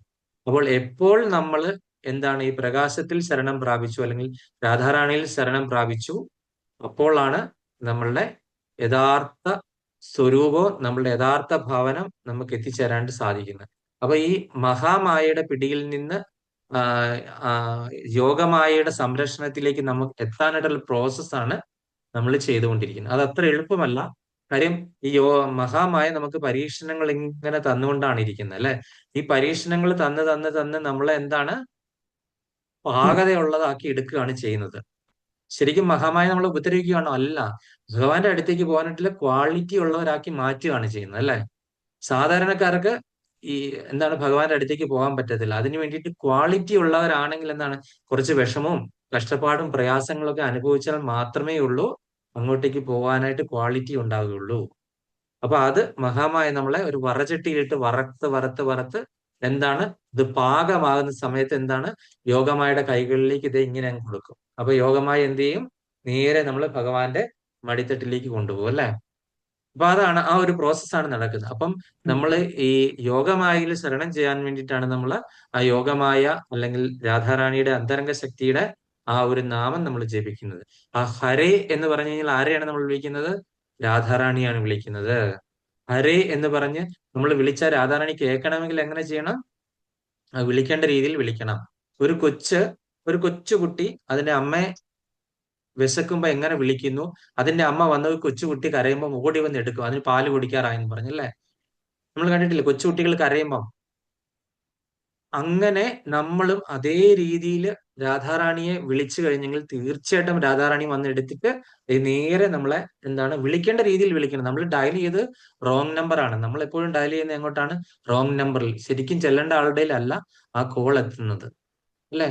അതുകൊണ്ട് നമ്മൾ കറക്റ്റ് ഡയൽ ചെയ്ത് ആ വിളിക്കേണ്ട നാമം ചെല്ലേണ്ടതായ രീതിയിൽ ചൊല്ലി നമ്മൾ എന്താണ് ആ ഹരേയിൽ ശരണാഗതി പ്രാപിച്ചു കഴിഞ്ഞാൽ തീർച്ചയായിട്ടും ഭഗവാൻ നമ്മളെ, അമ്മ നമ്മളോട് പറയുകയാണ് അച്ഛന്റെ അടുക്കലത്തെ പിടിച്ചേൽപ്പിക്കുന്ന നിങ്ങൾ പിടിച്ചോ, ഇവൻ എന്തൊക്കെ തെറ്റ് ചെയ്താൽ അതൊക്കെ ക്ഷമിച്ചേക്ക്, എന്റെ പേരിൽ ഞാൻ അതെല്ലാം ക്ഷമാപണം ചെയ്യുന്നു, നിങ്ങൾ ദൈവനെ അങ്ങ് പിടിച്ചോളാൻ പറഞ്ഞ ഒരു അമ്മ സ്വന്തം കുട്ടിയെ അച്ഛന്റെ അടുക്കൽ പിടിച്ചേൽപ്പിച്ച് അച്ഛൻ സ്വീകരിക്കാതിരിക്കുമോ? ഇല്ലയോ? ഒരിക്കലുമില്ല. കാര്യം അമ്മയാണ് റെക്കമെൻഡ് ചെയ്യുന്നത്. അപ്പൊ അച്ഛൻ ഒരിക്കലും സ്വീകരിക്കാതിരിക്കാണ്ട് പറ്റില്ല. അപ്പൊ നമ്മളൊക്കെ ചെയ്യേണ്ടത് എന്താണ്? നമ്മള് ആ നാമത്തിൽ സറണ്ടർ ആയിട്ട് ആ ഹരേയിൽ ശരണാഗതി പ്രാപിച്ചിട്ട് നമ്മള് എന്ത് ചെയ്യണം? സ്വന്തം സ്വഭാവനത്തിലേക്ക് തിരിച്ചു പോകാനുള്ള പ്രോസസ്സാണ് നമ്മൾ ഈ ചെയ്തുകൊണ്ടിരിക്കുന്നത്. അപ്പൊ അതിനു വേണ്ടിയിട്ട് നിങ്ങൾ എല്ലാവരും പരിശ്രമിക്കുക. നമ്മള് നാമജപം വളരെ സീരിയസ് ആയിട്ട് എടുക്കുക. അതുപോലെ നാമാപരാധങ്ങൾ ഇല്ലാതെ നാമം ജപിക്കുക. അങ്ങനെ നമ്മള് ആ ഒരു രാധാറാണിയുടെ കൃപയുണ്ടെങ്കിൽ തീർച്ചയായിട്ടും നമുക്ക് ഭഗവാന്റെ അടുക്കൽ എത്തിച്ചേരാൻ സാധിക്കും. അപ്പൊ അതാണ് ഈ ശ്ലോകത്തിൽ പറയുന്നതും അത് തന്നെയാണ്. നമ്മൾ ഭഗവത് കൃപയാൽ ഈ മായാപ്രഭാവം ശമിപ്പിക്കുക. അങ്ങനെ ജീവാത്മാക്കൾക്ക് ശരിയായിട്ടുള്ള ജ്ഞാനം, ഞാൻ ഈ പറഞ്ഞ രീതിയിലുള്ള ജ്ഞാനം കിട്ടിക്കഴിഞ്ഞ് സമ്പൂർണ്ണ സമ്പന്നരാകുകയാണെങ്കിൽ അനന്തരം അവർ തൽക്ഷണം ആത്മസാക്ഷാത്കാരത്തിൽ പ്രവർത്തന. അപ്പോൾ അവർക്ക് മനസ്സിലാകും ഞാൻ എന്താണ്, എന്റെ ശരിക്കുള്ള സ്വരൂപം എന്ന് പറഞ്ഞാൽ ഭഗവാന്റെ നിത്യദാസനാണെന്ന് മനസ്സിലാക്കി കഴിഞ്ഞു കഴിഞ്ഞെങ്കിൽ എനിക്ക് സേവ ചെയ്താൽ മാത്രം മതി. എനിക്ക് മോക്ഷം എന്ന് പറയുന്ന ഒരു സംഭവം എനിക്ക് വേണ്ടേ വേണ്ട. അങ്ങനെയുള്ളവർ ഒരിക്കലും മോക്ഷം ആഗ്രഹിക്കത്തില്ല. എനിക്ക് എന്താണ് ഭഗവാന്റെ നിത്യസേവ ചെയ്യുക മാത്രമാണ് എന്റെ ലക്ഷ്യം എന്ന് വിചാരിച്ചിട്ട് അവര് എന്താണ് ഭഗവാനിലേക്ക് എത്തിച്ചേരാനായിട്ട് ശ്രമിക്കുക എന്നുള്ളതാണ് നമ്മൾ ഇതിൽ കൂടെ കാണുന്നത്. അപ്പം ഹരേ കൃഷ്ണ, എന്തെങ്കിലും സംശയം ഉണ്ടെങ്കിൽ ചോദിക്കാം, അല്ലെങ്കിൽ നമുക്ക് എന്തെങ്കിലും നിങ്ങൾക്ക് മനസ്സിലായിട്ടുണ്ടെങ്കിൽ ഒരു പോയിന്റ് പറയാം, അല്ലെങ്കിൽ നമുക്ക് വൈൻഡ് അപ്പ് ചെയ്യാം. ഹരേ കൃഷ്ണ. ഹരേ കൃഷ്ണ പ്രഭുജി. നാമാപരാധം എന്ന് പറഞ്ഞില്ലേ, അതൊന്ന് എക്സ്പ്ലെയിൻ ചെയ്യാമോ? അത് ആ, നമ്മൾ കറക്റ്റ് ആയിട്ട് എങ്ങനെ നാമം ജപിക്കും? നാമാപരാധങ്ങൾ ഒരു 10-28 നാമാപരാധങ്ങളൊക്കെ ഉണ്ട്. അതിൽ 10 അപരാധങ്ങളാണ് നമ്മൾ നിത്യേന പറയുന്നത് നാമാപരാധങ്ങൾ എന്ന് പറയുന്നത്. നാമാപരാധങ്ങൾ എന്ന് പറയുന്നത് പ്രധാനമായിട്ട് ഞാൻ 10 അപരാധങ്ങളിലേക്ക് പോകുന്നില്ല, കാര്യം അതൊരു ഡീപ്പ് സബ്ജക്റ്റ് ആണ്, അതൊരു ക്ലാസ് തന്നെ വേണ്ടി വരും. ഇപ്പൊ ഞാൻ കൃത്യമായിട്ട് പറഞ്ഞുതരാം. നമ്മൾ നാമം ജപിക്കുന്ന സമയത്ത് മറ്റുള്ള പല കാര്യങ്ങളും ശ്രദ്ധിച്ചുകൊണ്ട് റഡാർ ചാൻഡിങ് എന്ന് പറയല്ലേ, റഡാർ ചാൻഡിങ്. അതായത് ഭഗവാന്റെ നാമം ചെല്ലുമ്പോൾ നമ്മൾ 3 കാര്യം ശ്രദ്ധിക്കണം: ശ്രവണം, കീർത്തനം, വിഷ്ണു സ്മരണം.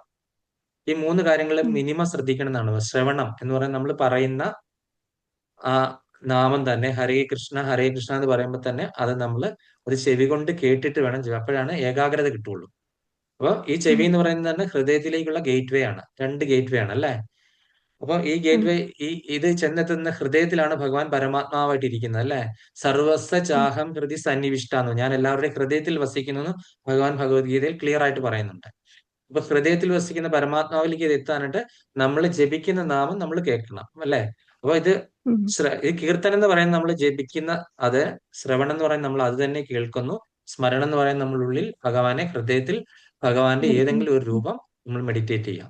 ഈ 3 കാര്യങ്ങൾ നമ്മൾ സാധാരണഗതിയിലുള്ള ആൾക്കാർ ജപിക്കുന്നുണ്ട്. ഹരേ കൃഷ്ണ കൃഷ്ണ കൃഷ്ണ ഹരേ എന്ന് റഡാർ ചാൻഡിങ് അല്ലേ, അല്ലെ ഉറക്കം തൂങ്ങിയിരുന്ന് ജപിക്കുക, മറ്റു പല കാര്യങ്ങൾ കണ്ടുകൊണ്ട് അങ്ങനെയൊക്കെ ജപിക്കുന്നതിനാണ്. അപ്പൊ ഈ നാമാപരാധങ്ങൾ ഉണ്ടാകും. ഈ നാമം ചെയ്യുന്നത് ഒരിക്കലും നമുക്ക് ഒരു ഭൗതികമായിട്ടുള്ള ഒരു കാര്യത്തിന് വേണ്ടിയിട്ട് ആയിരിക്കരുത്. ഒരു കാര്യസാധനത്തിന് വേണ്ടി എനിക്കൊരു നല്ല ജോലി കിട്ടണം, എനിക്കൊരു അങ്ങനെ ഒരു ഭൗതികമായിട്ടുള്ള ഒരു കാര്യസാധനത്തിന് വേണ്ടിയിട്ട് ആയിരിക്കരുത് ഭഗവാന്റെ മറ്റുള്ള ദേവീദേവന്മാരെ ഭൗതികമായിട്ടുള്ള കാര്യങ്ങൾക്ക് വേണ്ടിയിട്ട് സമീപിക്കാം. പക്ഷെ കൃഷ്ണന്റെ നാമം അതിനു വേണ്ടിയിട്ട് ഉപയോഗിക്കരുത്. അപ്പൊ അതൊരു നാമാപരാധമാണ്. പിന്നെ അടുത്തത് എന്താണ്, ഭഗവാന്റെ നാമത്തെ ഒരിക്കലും വില കുറച്ച് കാണിക്കാൻ പറ്റില്ല. ഭഗവാന്റെ നാമവും തമ്മിൽ കലിയുഗത്തിൽ യാതൊരു വ്യത്യാസവുമില്ല. കലിയുഗത്തിൽ ഭഗവാൻ നാമത്തിന്റെ രൂപത്തിലാണ് വന്നിരിക്കുന്നത്. പ്രത്യക്ഷത്തിൽ നമുക്ക് ഭഗവാനെ കാണാൻ പറ്റില്ല. ഭഗവാൻ നാമരൂപത്തിലാണ് വന്നിരിക്കുന്നത്. അപ്പൊ ഭഗവാനും ഭഗവാന്റെ നാമവും തമ്മിൽ യാതൊരു വ്യത്യാസം ഇല്ലാത്തത് കൊണ്ട് നമ്മൾ ഇതിനെ വില കുറച്ച് കാണിക്കരുത്.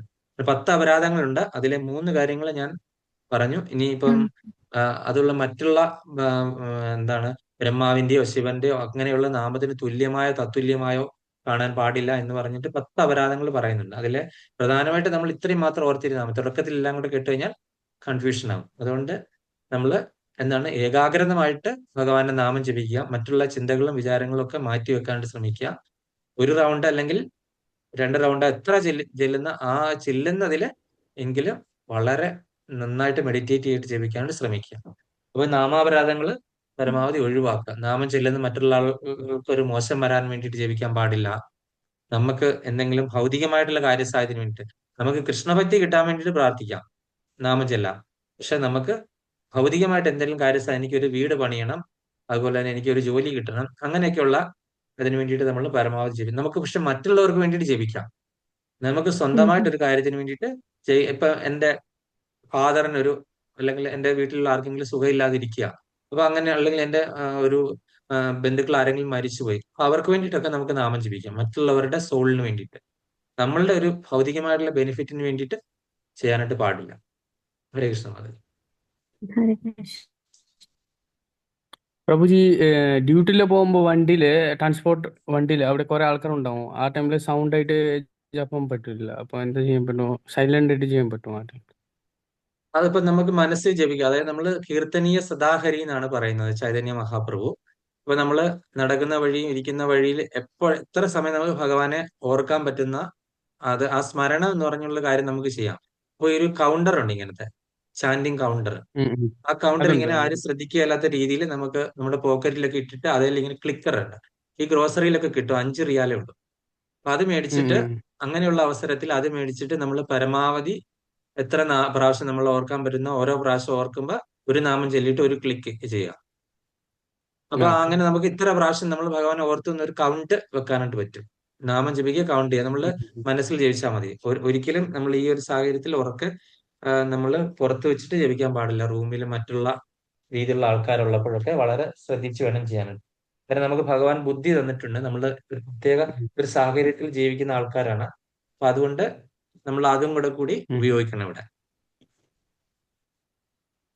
ഓക്കെ ഹരേ ഓക്കെ. കൃഷ്ണ. ഹരേ കൃഷ്ണ. മാലയുണ്ടല്ലോ അല്ലെ രണ്ടുപേർക്കും? ജപമാല. മാല ഇല്ല, കൗണ്ടർ ഒരെണ്ണം ഉണ്ട്. പിന്നെ മൊബൈലിൽ ഞങ്ങൾ ഒരു ആപ്പ് ഡൗൺലോഡ് ചെയ്തു, അത് വെച്ചിട്ട് ചെയ്യാം. അതല്ലേ മാല ഇനി ഒരു ദിവസം ഞാൻ തരാം. ഇങ്ങനെ ഇനി അടുത്തൊരു ഫിസിക്കൽ ക്ലാസ്സിന് വരുന്ന ദിവസം മാല രണ്ടുപേർക്കും തരാം. ഹരേ കൃഷ്ണ. അപ്പൊ വീട്ടില് ഹരേ കൃഷ്ണ. നമ്മള് സൗകര്യം ഉണ്ടെങ്കിൽ നമ്മളുടെ കൂടെ താമസിക്കുന്ന ആൾക്കാർ പ്രശ്നമില്ലാത്തവരാണെന്നുണ്ടെങ്കിൽ കുഴപ്പമില്ല. അവരിനി മറ്റുള്ള വിഭാഗത്തിൽപ്പെട്ട ആൾക്കാരാണെന്നുണ്ടെങ്കിൽ അത് വളരെ കെയർഫുൾ ആയിരിക്കണം. കാര്യം അവര് നമ്മളെ പ്രത്യേക രീതിയിലൊക്കെ കാണുകയൊക്കെ ചെയ്യും. പല പ്രശ്നങ്ങൾ പലർക്കും ഉണ്ടായിട്ടുണ്ട്. അതുകൊണ്ട് അങ്ങനെയുള്ള കാര്യങ്ങൾക്ക് ശ്രദ്ധിക്കുക. കൗണ്ടറിലായാലും മതി, മാല ജപിക്കാനായിട്ട് റൂമിൽ ബുദ്ധിമുട്ടുണ്ടെങ്കിൽ ആരും ഇല്ലാത്ത സമയത്ത് മാല എടുത്ത് ജപിക്കുക. ആ ഒരു രീതിയിൽ ചെയ്താൽ മതി. പിന്നെ മാല ജപിക്കുന്നതിന് പ്രത്യേക ഒരു ഓക്കെ. ഹരേ നിബന്ധന, പ്രത്യേക ഒരു സമയമോ അങ്ങനെയൊന്നുമില്ല. നമുക്ക് ഏത് സമയത്തും ഒക്കെ ജപിക്കാം. പിന്നെ അടുത്തത്, നമ്മൾ കട്ടിലേ ഇരുന്ന് ജപിക്കരുത്. കട്ടില് തമോ ഗുണം എന്നാണ് പറയുന്നത്. കട്ടിലേ ഇരുന്ന് ഒരു സ്റ്റൂളിലോ അല്ലെ നിലത്ത് എന്തെങ്കിലും ഒരു തുണി വിരിച്ചിട്ടോ പായ വിരിച്ചിട്ടോ അങ്ങനെ എന്തെങ്കിലും ജപിക്കാം. കട്ടിലേ ഇരുന്ന് പരമാവധി ചെയ്യരുത്. ഇനി സാഹചര്യം ഇല്ല എങ്കിൽ കുഴപ്പമില്ല. വേറെ ഒരു മാർഗം ഇല്ല എന്നുണ്ടെങ്കിൽ താമസിക്കുന്ന റൂമിലത്തെ അവസ്ഥ അറിയില്ലല്ലോ എനിക്ക്. അപ്പൊ അതുകൊണ്ട് നമ്മുടെ സാഹചര്യം അനുസരിച്ചിട്ട് ഭഗവാനോട് പറഞ്ഞാൽ മതി, എനിക്ക് ഇതാണ് എന്റെ സാഹചര്യം എന്ന് പറഞ്ഞിട്ട് അപരാധത്തിന് ക്ഷമ ചോദിച്ചിട്ട് നമുക്ക് ചെയ്യാം.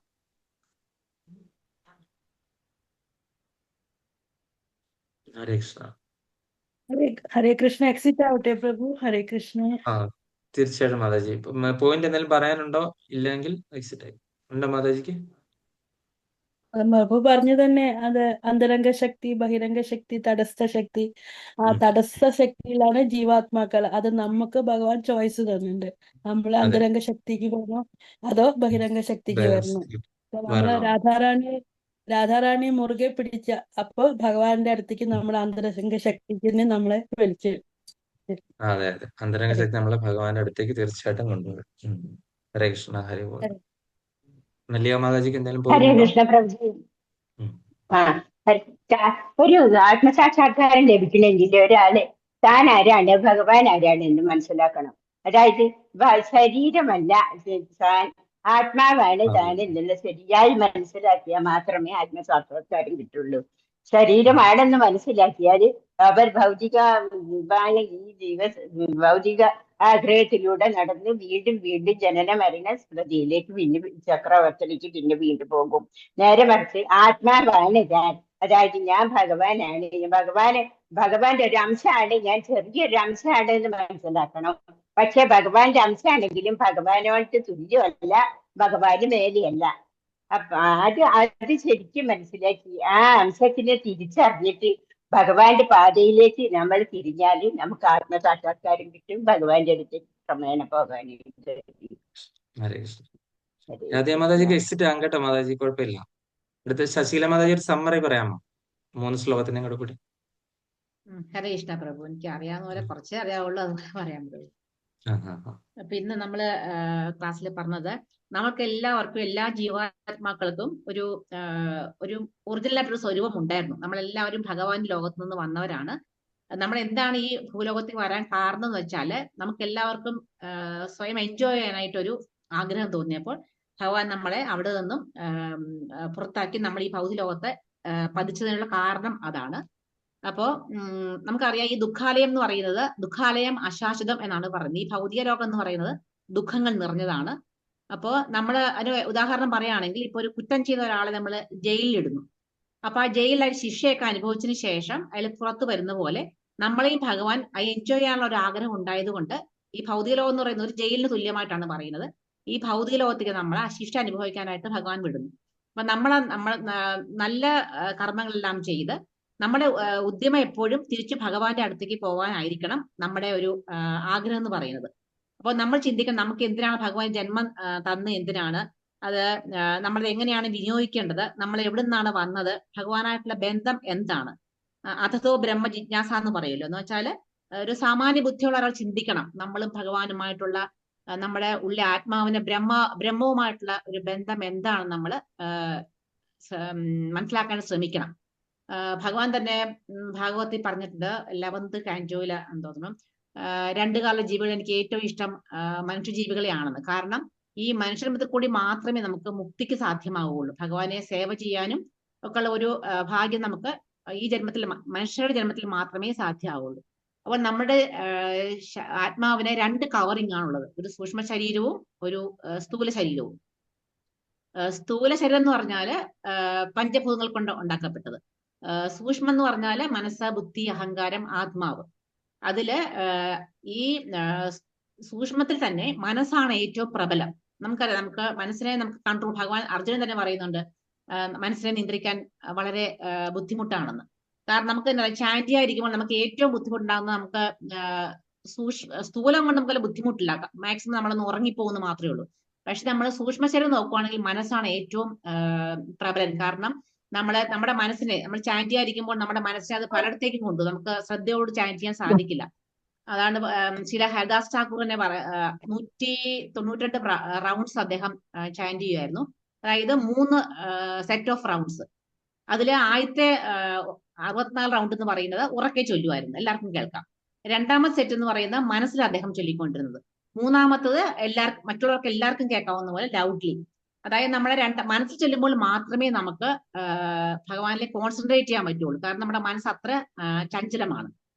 പിന്നെ നമ്മൾ ഇന്ന് പഠിച്ചത് ഈ സൂക്ഷ്മ ശരീരവും സ്ഥൂല ശരീരവും. അതില് ഈ സൂക്ഷ്മ ശരീരമാണ് മരിക്കുമ്പോൾ നമ്മൾ ഒരാളുടെ മരണശേഷം ഈ സൂക്ഷ്മ ശരീരം ആ ദേഹിയോടൊപ്പം, ആത്മാവിനോടൊപ്പം പുറത്തു പോകും. ആ ആത്മാവിനെ മറ്റൊരു ദേഹത്തിലേക്ക് വഹിക്കുന്നത് ഈ സൂക്ഷ്മ ശരീരമാണ്. മറ്റേത് സ്ഥൂലം എന്ന് പറയുന്നത് ഈ ആത്മാവിനെ കൊണ്ടുനടക്കാനുള്ള ഒരു ഉപകരണം മാത്രമായിട്ടാണ് ഉപയോഗിക്കുന്നത്. അതുപോലെ ആത്മാവ് എന്ന് പറയുന്നത് നമുക്കറിയാം, പ്രഭു പറഞ്ഞ പോലെ ഒരു പഴയ ഉടുപ്പ് മാറി നമ്മൾ പുതിയ ഉടുപ്പിടുന്നത് പോലെ ഒരു ദേഹത്ത് നിന്നും വേറൊരു ശരീരത്തിലേക്ക് പ്രവേശിക്കുകയാണ് ചെയ്യുന്നത്. പിന്നെ മരണശേഷം വേറൊരു ശരീരത്തിലേക്ക് ഈ സ്ഥൂല ആത്മാവ് പ്രവേശിക്കുന്നു. പിന്നെ അപ്പൊ നമുക്ക് ഈ ജന്മത്ത് നമുക്ക് എന്താ ചെയ്യേണ്ടതെന്ന് നമ്മളപ്പോ നമ്മുടെ എല്ലാ ഉദ്ദേശം എന്ന് പറയുന്നത് ഭഗവാനിലേക്ക് തിരിച്ചെത്തുക. അപ്പൊ നമ്മുടെ ഈ സ്ഥൂല ശരീരത്തിൽ ഇരുന്നു കൊണ്ട് തന്നെ നമ്മള് നല്ല പ്രവൃത്തികൾ ചെയ്യുക. നമുക്ക് തന്നെ ഡിസിഷൻ എടുക്കാം, നമ്മൾ നല്ലത് ചെയ്യണോ വേറെ ചെയ്യണോ എന്ന്. അപ്പൊ നമ്മൾ ഈ സ്ഥൂല ശരീരത്തിൽ ഇരുന്നുകൊണ്ട് നല്ല പ്രവൃത്തി ചെയ്യുവാണെങ്കിൽ അടുത്ത ശരീരത്തിൽ ആത്മാവ് പ്രവേശിക്കുമ്പോൾ ആ ശരീരത്തിൽ കൂടി നമുക്ക് അടുത്ത ജന്മത്തിൽ നമുക്ക് നല്ലൊരു ലൈഫായിരിക്കും നമുക്ക് കിട്ടുന്നത്. നല്ലൊരു ബോഡി കിട്ടും, നമുക്ക് നല്ലൊരു ലൈഫ് കിട്ടും. അപ്പൊ നമ്മള് എന്താ വേണ്ടതെന്ന് വെച്ചാൽ നമ്മുടെ മൂലസ്വരൂപം എന്താണെന്ന് നമ്മൾ അറിയണം. നമ്മുടെ മൂലസ്വരൂപം എന്ന് പറഞ്ഞാൽ നമ്മളെല്ലാം ഭഗവാന്റെ ദാസനാണ്. അപ്പൊ അതാണ് നമ്മുടെ ഭഗവാനായിട്ടുള്ള ബന്ധം. അത് നമ്മൾ മനസ്സിലാക്കണം. അതുപോലെ നമ്മൾ ആ ബന്ധം മനസ്സിലാക്കിയിട്ട് ഭഗവാനിലേക്ക് എത്തിച്ചേരാനുള്ള മാർഗം, അതായത് ഭഗവത്ഗീത വായിക്കുക, ഭാഗവതം വായിക്കുക, ചാൻറ്റ് ചെയ്യുക. പിന്നെ GSS എന്ന് പറഞ്ഞാൽ ഗുരു, സാധു, സംഘ. ഗുരുവിൽ കൂടെ, ഗുരുവാണ് നമ്മളെ ഭഗവാനുമായിട്ട് കണക്ട് ചെയ്യുന്നത്. അതുപോലെ സാധുക്കളുമായിട്ട് ഡിവോട്ടീസ് ആയിട്ട് അസോസിയേറ്റ് ചെയ്യുക. അതെ, ശുദ്ധഭക്തരായിട്ട് നമ്മൾ അസോസിയേറ്റ് ചെയ്യുക. അതുപോലെ തന്നെ പിന്നെ പറഞ്ഞ ABCD, A for association, devotee association, book reading, chanting, അതുപോലെ ഭഗവാന് ഓഫർ ചെയ്ത ഭക്ഷണം കഴിക്കുക. ഇതിലൂടെ നമുക്ക് പ്യൂരിറ്റി കിട്ടും. നമ്മുടെ ആത്മാവ് ശരിക്കും പറഞ്ഞാൽ പ്യുവറാണ്. കാരണം അത് ഒരു മഴത്തുള്ളി താഴെ വീഴുമ്പോൾ നമ്മുടെ പ്രകൃതിയുമായിട്ട് ചേരുമ്പോഴാണ് ഒരു മഴത്തുള്ളിയൊക്കെ അശുദ്ധമാകുന്നത്. അതുപോലെ നമ്മുടെ ആത്മാവ് പ്യുവറാണ്. പക്ഷെ നമ്മുടെ ഈ ഭൗതിക ലോകത്തിലെ ത്രിഗുണങ്ങളുമായിട്ട് ചേരുമ്പോഴാണ് അത് ഇംപ്യൂർ ആവുന്നത്. അപ്പൊ നമ്മളത് പ്യുവർ ആവാനായിട്ട് ഈ പറഞ്ഞ പോലെ എല്ലാ ദിവസവും ഭാഗവതം വായിക്കുന്ന ശീലമാക്കുക, ചാൻറ്റ് ചെയ്യുക, പിന്നെ 4 പ്രിൻസിപ്പിള് അനുസരിക്കുക, അങ്ങനെ തപസ്സുകൾ അനുസരിക്കുക. അങ്ങനെ പല കഷ്ടപ്പാടുകളും സഹിച്ചെങ്കിൽ മാത്രമേ നമുക്ക് ഭഗവാനിലേക്ക് തിരിച്ചു പോകാനുള്ള വഴി നമുക്ക് കണ്ടെത്താൻ സാധിക്കുള്ളൂ. ഇതെല്ലാം ഉപരിയായിട്ട് ഭഗവാന്റെ കാരുണ്യം നമുക്ക് എന്തായാലും വേണം. അപ്പൊ ഇതെല്ലാം ശ്രദ്ധിച്ചുകൊണ്ട് നമ്മൾ ഭഗവാന്റെ പാദങ്ങളിൽ നമ്മുടെ എല്ലാം സമർപ്പിച്ച് ഭഗവാന്റെ ദാസരായി നമ്മൾ ഭഗവാൻ ലോകത്തിലേക്ക് പോകാനായിട്ട് ശ്രമിക്കും. ഹരേ കൃഷ്ണ. ഹരേ കൃഷ്ണ. ഹരി ബോൾ. ഞാൻ പറഞ്ഞതിനേക്കാളൊക്കെ ഒരുപാട് കൂടുതൽ മാതാജി പറഞ്ഞു. ഇല്ല പ്രഭു, ഒരുപാട് താങ്ക്സ്. ഹരിബോൾ മാതാജി, ഹരിബോൾ. ഹരി ബോൾ. നന്നായി പറഞ്ഞു. ഹരേ ഹരിബോൾ കൃഷ്ണ. മാതാജി. ഹരേ കൃഷ്ണ. ഹരേ കൃഷ്ണ. മാതാജിന് അടുത്ത ക്ലാസ് മാതാജി എടുക്കും. മാതാജി ഹരേ കൃഷ്ണ. അത്രയൊന്നും ആയിട്ടില്ല പ്രഭു, അത്രയൊന്നും ആയിട്ടില്ല പ്രഭു. ഇതുപോലെ ഇത് ധാരാളം മതി. ഹരേ കൃഷ്ണ. മാതാജി എന്തായാലും ഒരു ക്ലാസ് എടുക്കണം കേട്ടോ. കാര്യം ഇപ്പം എന്താ പറയുന്നേ, എനിക്കൊരു ഗ്യാപ്പ് വേണ്ടേ. രണ്ട് മൂന്ന് ഇതിപ്പോ ഒന്ന് രണ്ട് ക്ലാസ് കഴിഞ്ഞിട്ട്. നാലഞ്ച് പേരേ ഉള്ളൂ. എന്തെങ്കിലും തെറ്റുകളൊക്കെ ഉണ്ടായാലും ഞങ്ങളൊക്കെ അല്ലേ ഉള്ളൂ, ക്ഷമിച്ചോളാം.